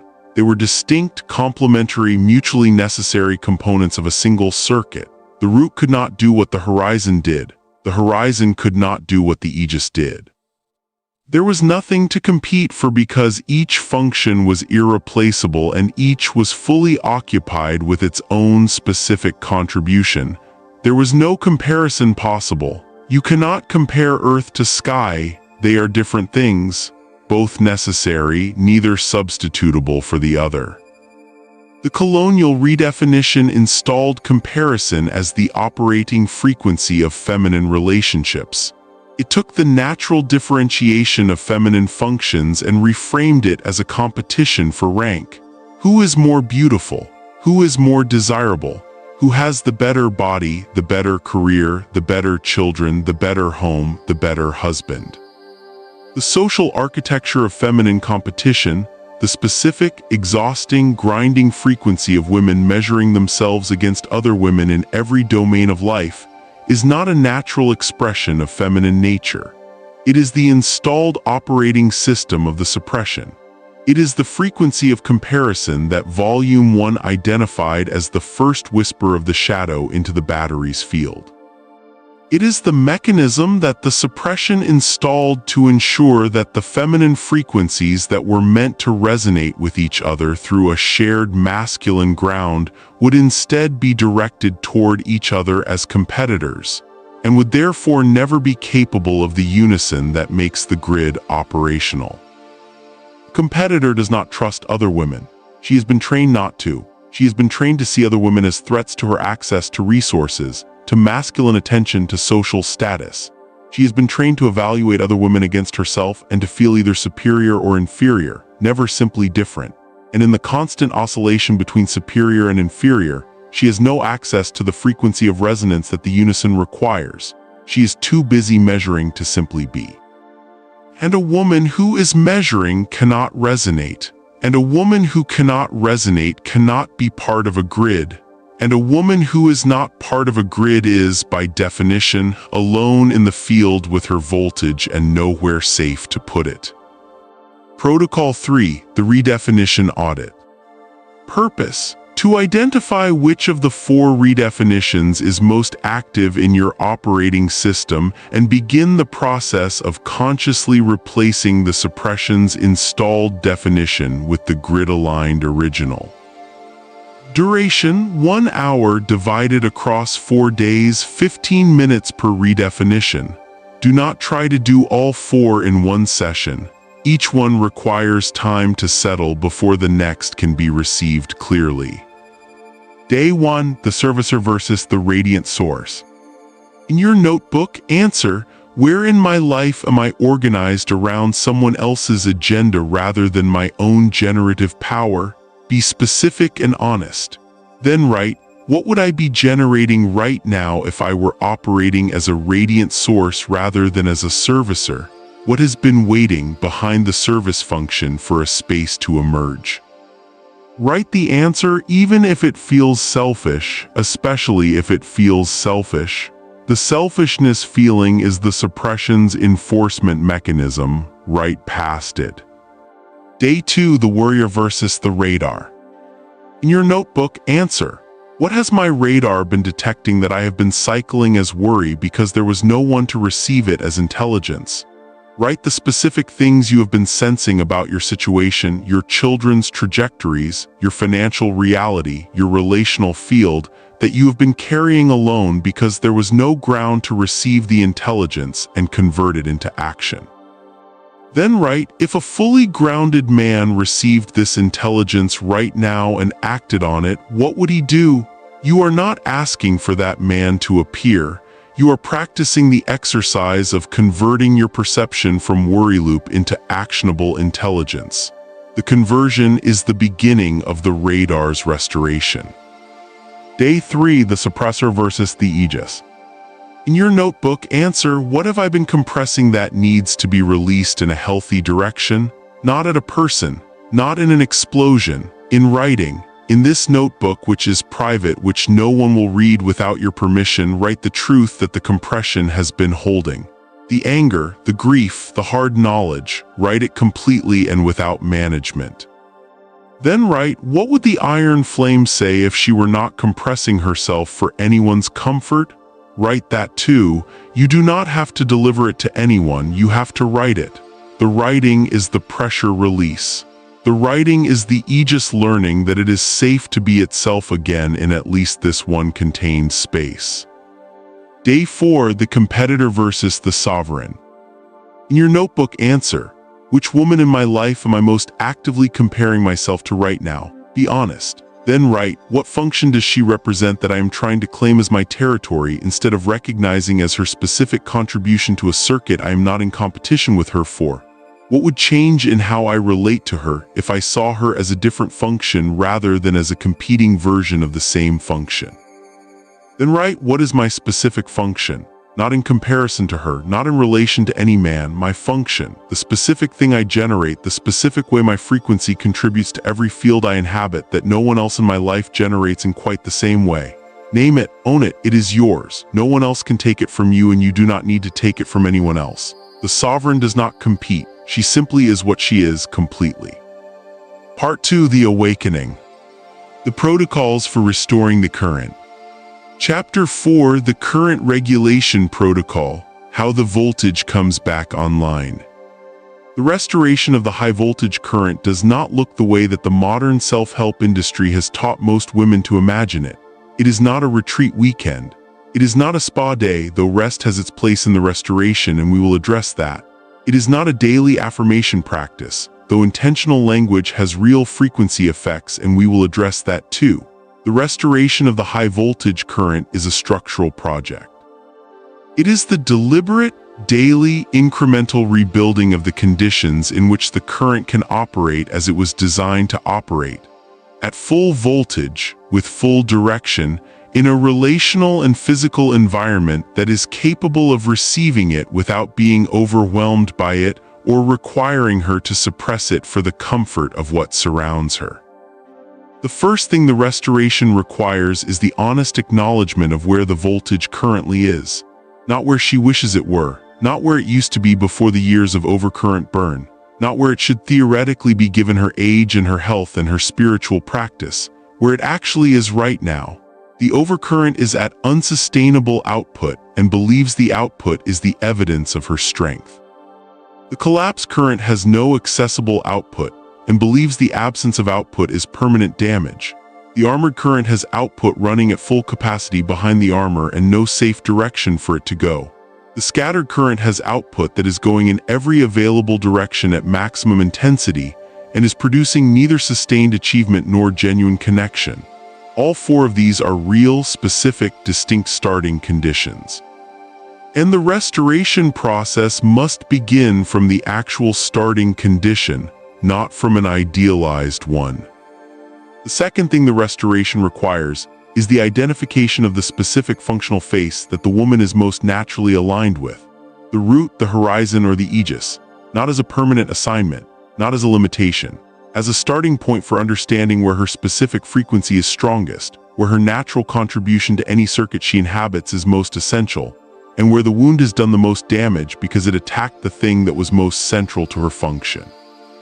The woman whose natural alignment is with the horizon has the deepest wound in the radar function, because the radar is her primary contribution, and it is the function that the suppression most specifically targeted when it converted her perception into worry.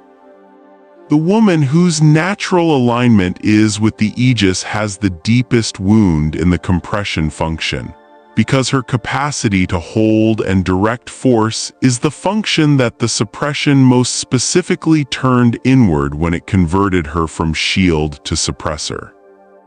The third thing the restoration requires is the daily, consistent, protocol-supported practice of operating the functional face in the conditions that are currently available, even when those conditions are not the optimal ones. You do not wait for the ground to appear before you begin restoring your function. You restore your function in the conditions you currently inhabit, and the restored function begins to change what conditions become available to you. The grid does not assemble itself and then invite the woman to step into it. The woman becomes what she is, and the grid assembles around the frequency of what she is. Restoration comes first. The circuit that matches the restored frequency comes after. The four pillars of the current restoration.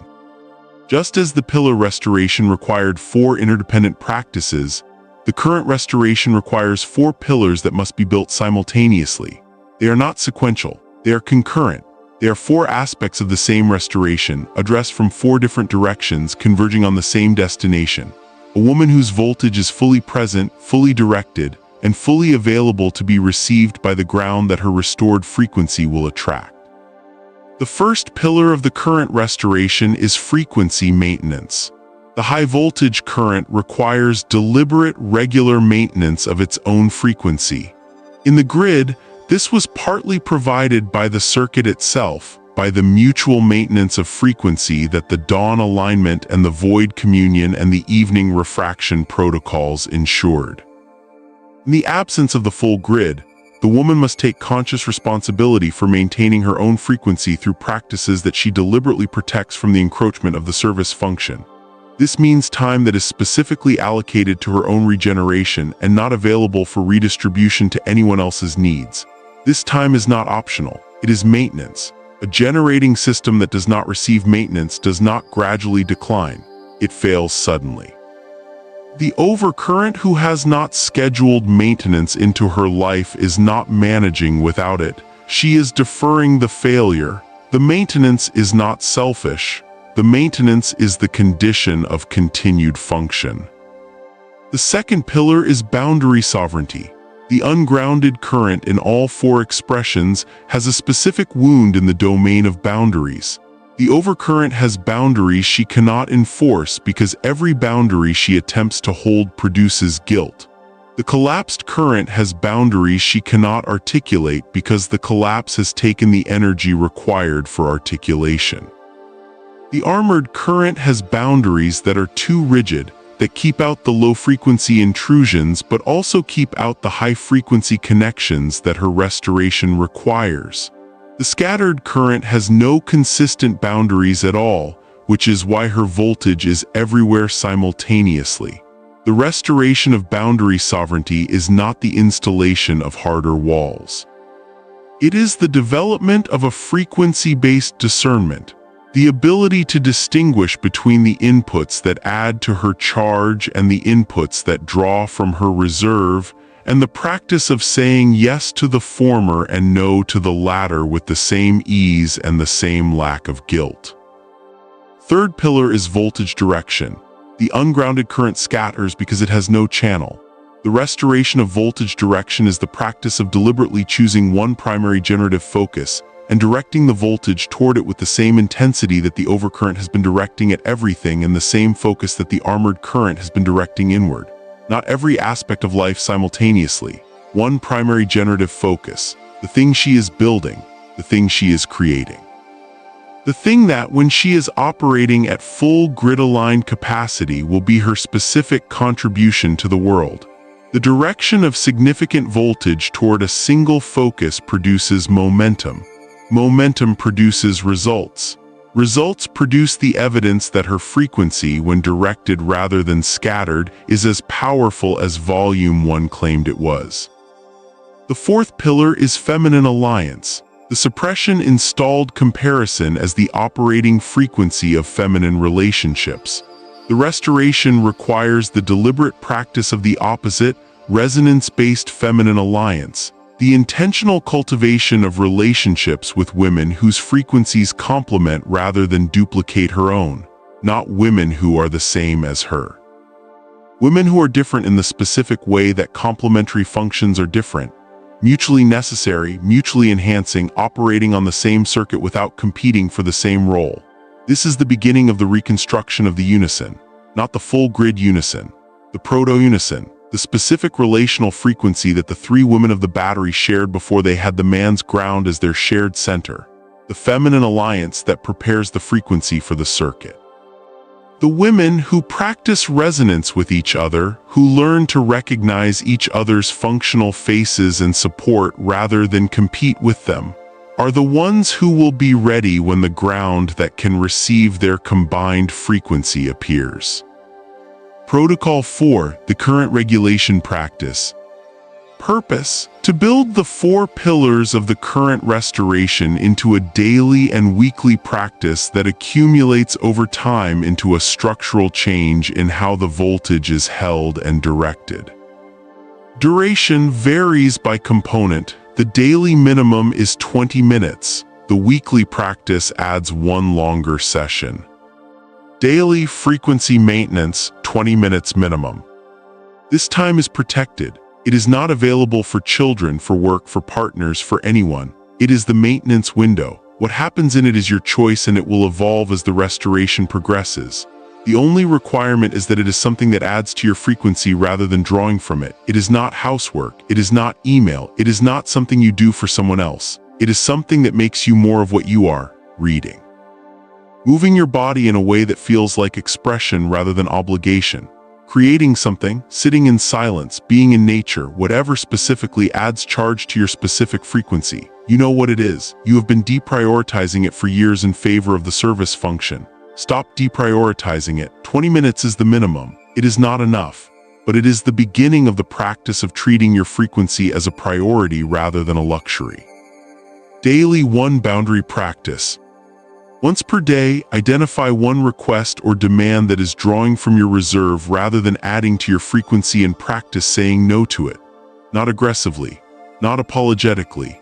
Simply, I cannot do that today, or that does not work for me, without explanation, without justification, without the lengthy accounting for why you cannot do the thing that the servicer wound requires before any no can be legitimate. Write the boundary in your notebook. Write how it felt to hold it. Over 30 days, you will have 30 entries. The pattern in those entries will show you exactly where the servicer wound is strongest and where the sovereign is beginning to emerge. Weekly, the voltage direction session, 90 minutes. Once per week, sit alone with your notebook and your primary generative focus. Not your obligations, your focus. The thing you are building, spend 90 minutes working on it without interruption. If 90 minutes feels impossible, that is the most important information in this protocol. The impossibility of 90 minutes for your own primary creation is the exact measurement of how completely the service function has colonized your time and your frequency. Begin with 30 minutes and add 10 minutes per week until you reach 90.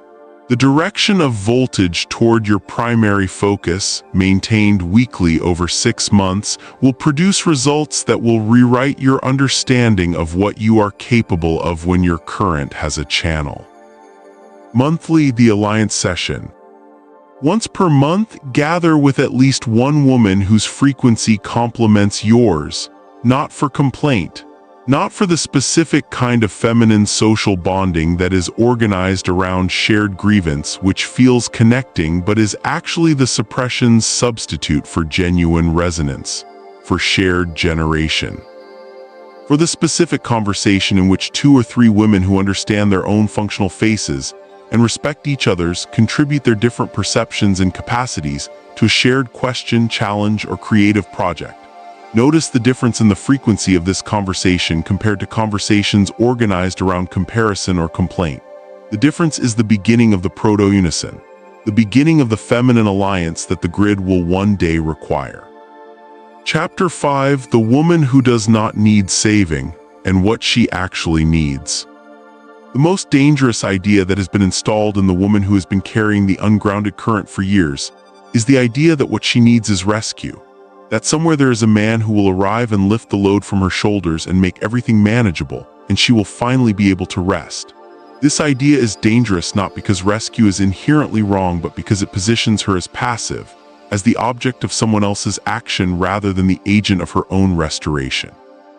And a woman who is waiting to be rescued is not doing the protocol work. She is waiting, and waiting at the frequency of the ungrounded current is not neutral. It is the continuation of the scatter, the continuation of the overcurrent's burn, the continuation of the armored current's isolation, the continuation of the collapsed current's depletion.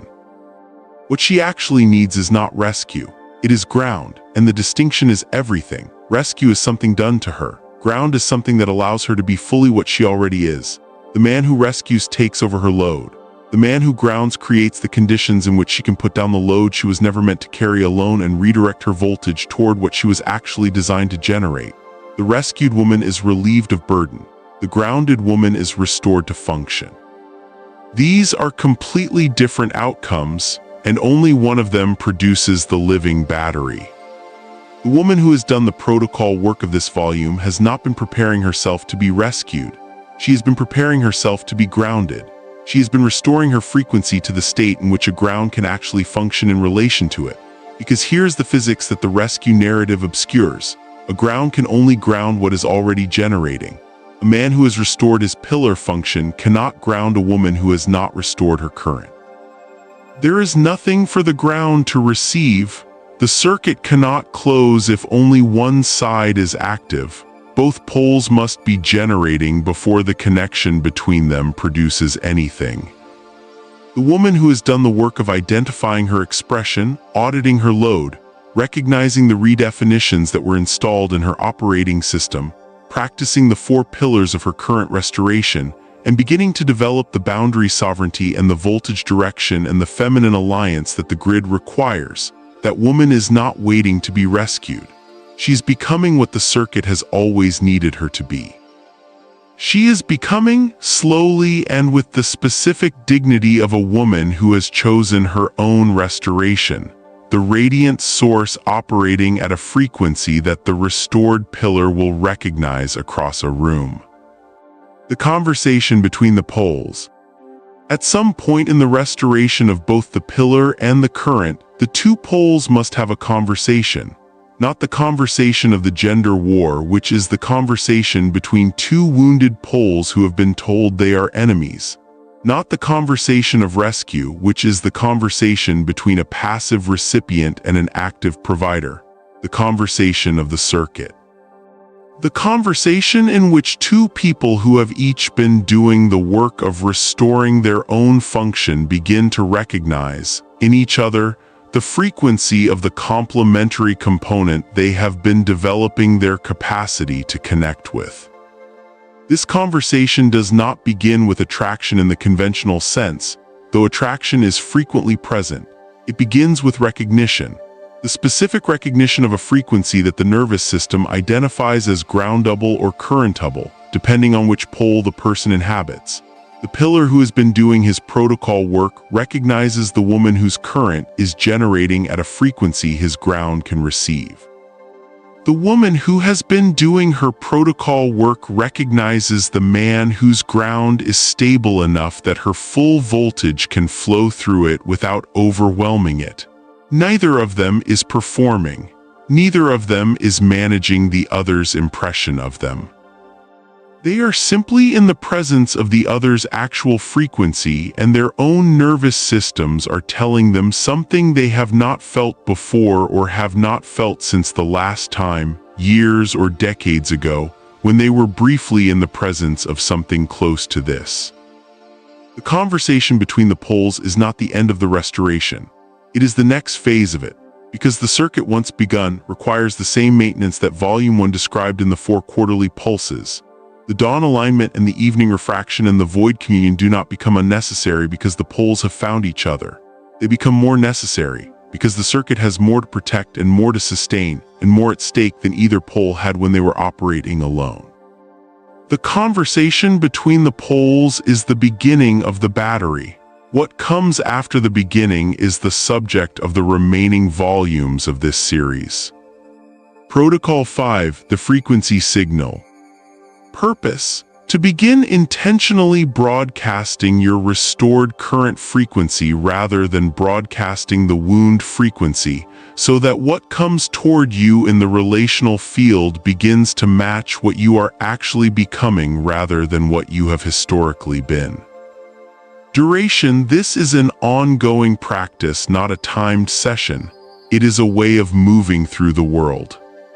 The 3 signal practices. Signal practice 1. In every interaction, ask yourself before you begin, am I entering this from my wound frequency or my current frequency?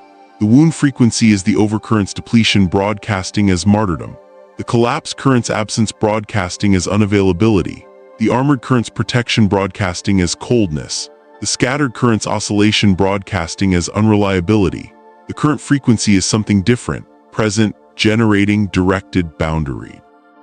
You do not always have access to the current frequency, but you always have the choice to ask whether you do. The asking is the practice. Signal practice 2. Once per week, do one thing in public that is an expression of your restored generative function rather than your service function. Create something. Speak something true that the suppressor has been holding. Show up for something that adds to your frequency rather than drawing from it, and show up for it visibly, not for performance. To practice occupying your radiant source function in the social field. The radiant source was always meant to be visible. Not to be seen, but because light does not hide. The practice of visibility is the practice of operating as what you are rather than as the wound's more manageable version of you.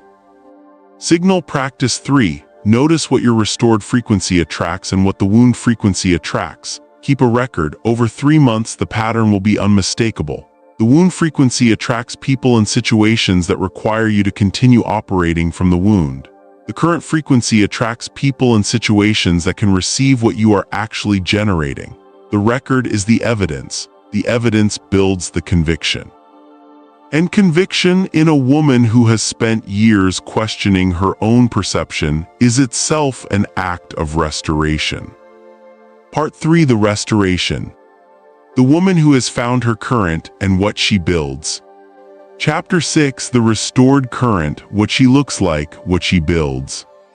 The restored current does not look like what the culture has offered as the model of feminine power.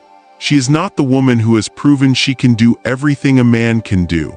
She is not the woman who needs nothing from anyone.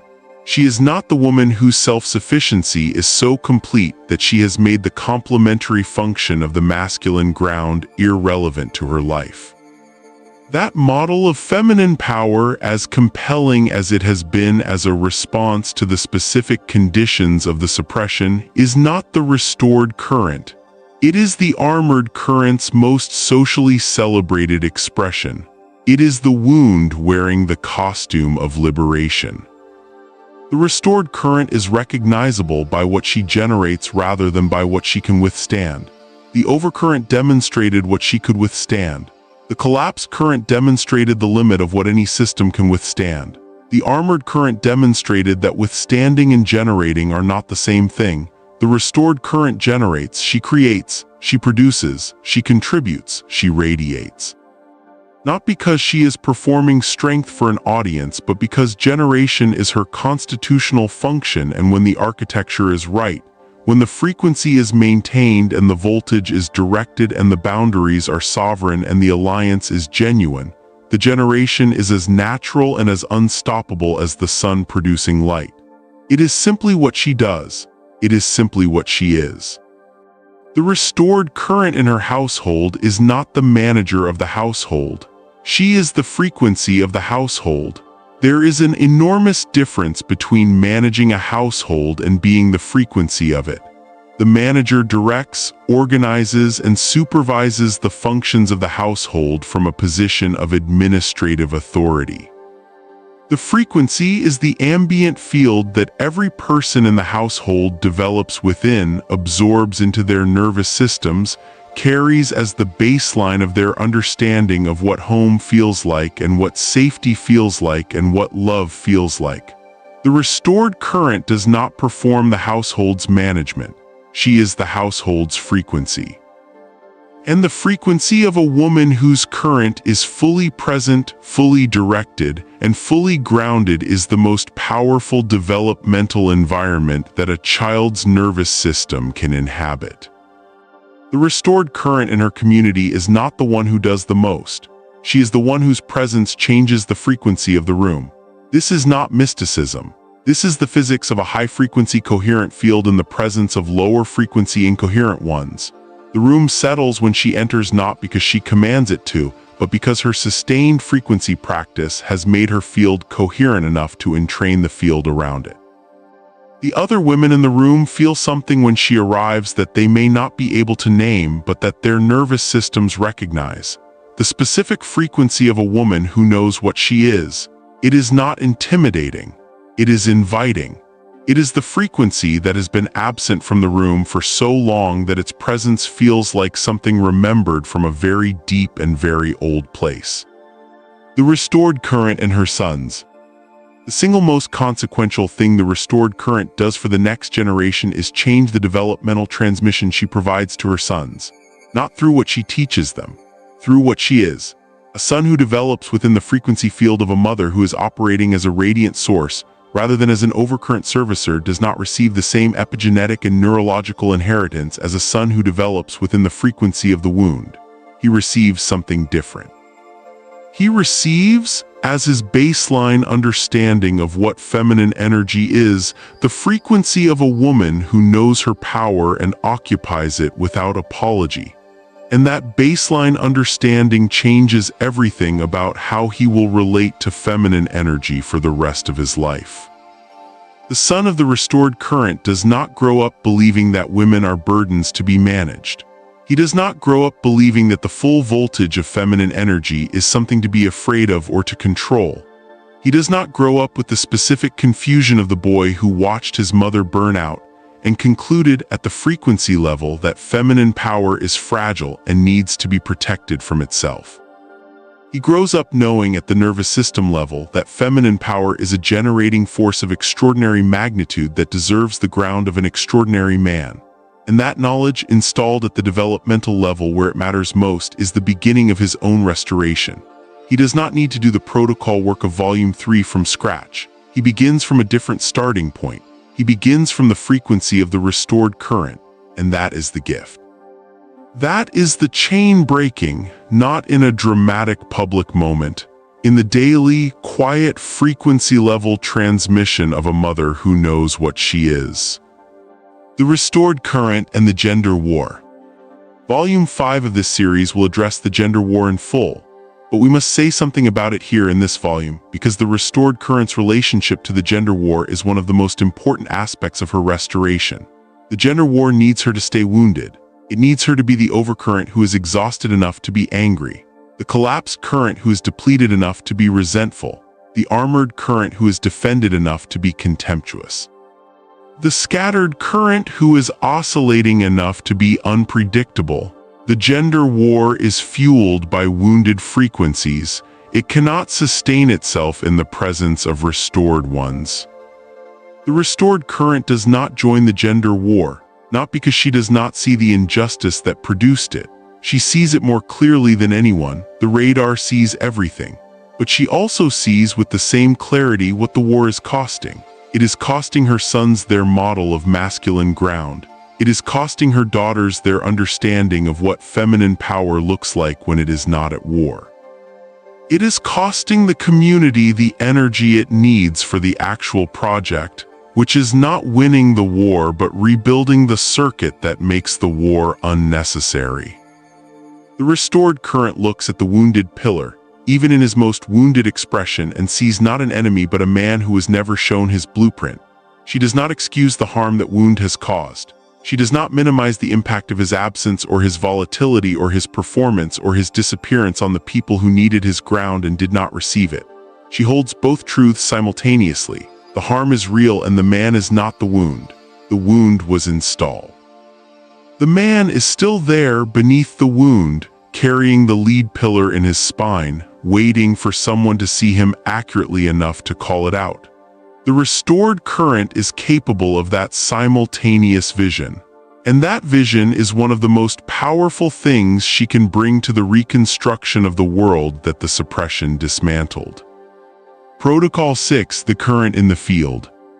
Purpose: to take the restored current frequency that has been developed in private practice and begin deploying it deliberately in the fields where it is most needed and most consequential. Duration: ongoing. This is a way of living, not a session with a start and end time. The 3 field commitments for the restored current. Commitment 1: with every child in your life, biological or otherwise, make the choice once per day to be fully present in your current frequency rather than your wound frequency. Not the overcurrent's anxious, depleted, doing everything presence. The current's full, generating, boundaried, sovereign presence. Even if it is only for 15 minutes, sit with them in your actual frequency. Let them feel what a woman who knows what she is feels like. The transmission happens at the frequency level. They do not need you to be perfect. They need you to be real. Commitment 2. With every woman in your life, practice one act of resonance per week instead of comparison. When you notice the comparison impulse arising, which it will because the suppression's installation runs deep, pause. Ask, what is her specific function? What does she generate that I do not? What can I learn from her frequency rather than measure myself against it? Then say something to her that reflects what you see in her, not as flattery, but as genuine recognition of her specific contribution. The practice of recognition is the antidote to the competitor wound. And recognition, when it is genuine, changes the frequency of the relationship instantly and permanently. Commitment 3. Begin one conversation per month with a man in your life. A son, a brother, a friend, a partner from your current frequency rather than your wound frequency. Not the overcurrent's demand, not the armored current's contempt, not the scattered current's oscillation. The current's clarity. The specific, boundaried, grounded in her own frequency clarity of a woman who knows what she needs and can name it without apology and without manipulation. This is the hardest of the 3 commitments for most women, because it requires the simultaneous presence of restored boundary and genuine openness. It requires being fully herself while remaining fully receptive. It requires the specific combination that the grid always needed from her, strength without armor. This is the current restored. This is what she was built for. Practice it once a month and watch what changes in the men who encounter it. Closing transmission. She was never too much. The world was too small. We have walked the full anatomy of the ungrounded current in this volume. We have named the 4 expressions, traced them to their root in the dismantling of the grid architecture, and the specific way the suppression targeted the feminine function differently from the masculine. We have examined in detail what the single mother is carrying, and what that carrying costs her and her children. We have identified the 4 redefinitions that the suppression installed in the feminine operating system.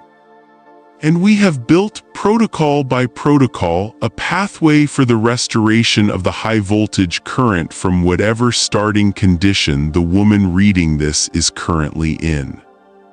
Every woman who has been told she is too much needs to hear this, stated plainly without qualification, without the softening that turns an important truth into a motivational poster. She was not too much. The men who said that to her and the culture that agreed with them were too small in their ground function to receive what she was generating, too wounded to be what the circuit needed them to be. 2. Shaped by the suppression's removal of the grid transmission to have developed the specific, extraordinary bedrock stability that a high-voltage current requires from its ground. This is not a condemnation of those men. Volume 3 examined in detail what happened to them and why. The man who called her too much was a wounded pillar who had never received the ground transmission and therefore had no internal architecture for receiving her voltage without being overwhelmed by it. His too much was not a verdict on her frequency. It was a confession of his own underdevelopment. And underdevelopment, as we established in Volume 3, is not destiny. It is a starting condition that protocols can address. But here is what the woman needs to take forward from this volume. The understanding that changes what she does next. The answer to having been called too much is not to become less. It is not to suppress the voltage to a level that the wounded man can manage. That path leads directly to the armored current or the collapsed current or the overcurrent who has redirected her generating capacity away from her own life and into the management of everyone else's. The answer to having been called too much is to find the ground that is adequate to what she is, not to reduce herself to the available ground. To restore her frequency to its full design capacity and trust that the frequency, when it is operating correctly, will attract the ground that corresponds to it. The restored current does not shrink. She does not apologize. She does not manage her voltage for the comfort of people who are not capable of receiving it.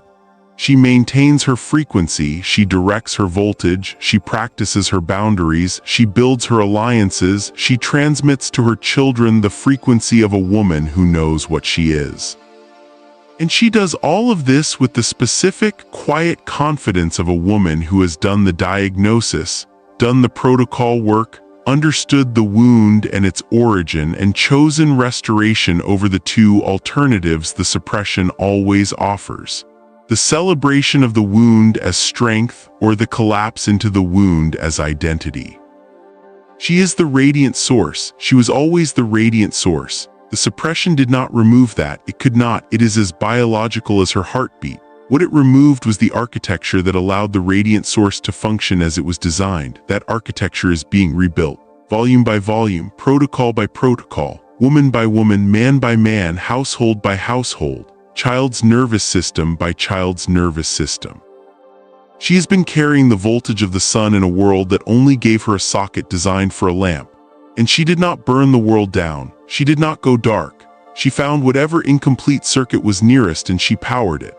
She powered her children and her community and her workplace and her friendships and her spiritual practice and the dreams she kept in the back of her mind for the day when there would be space for them.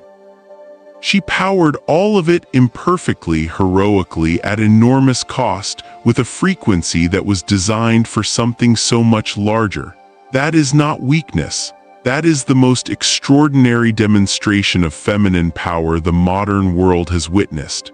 And it is time for the world to build something worthy of receiving it. This is your fellow seeker transmitting from Mindset Mastery Hub. The current is restored, the ground is coming. And when it arrives and when the circuit closes, what they build together will be visible from a distance. It always has been, it always will be.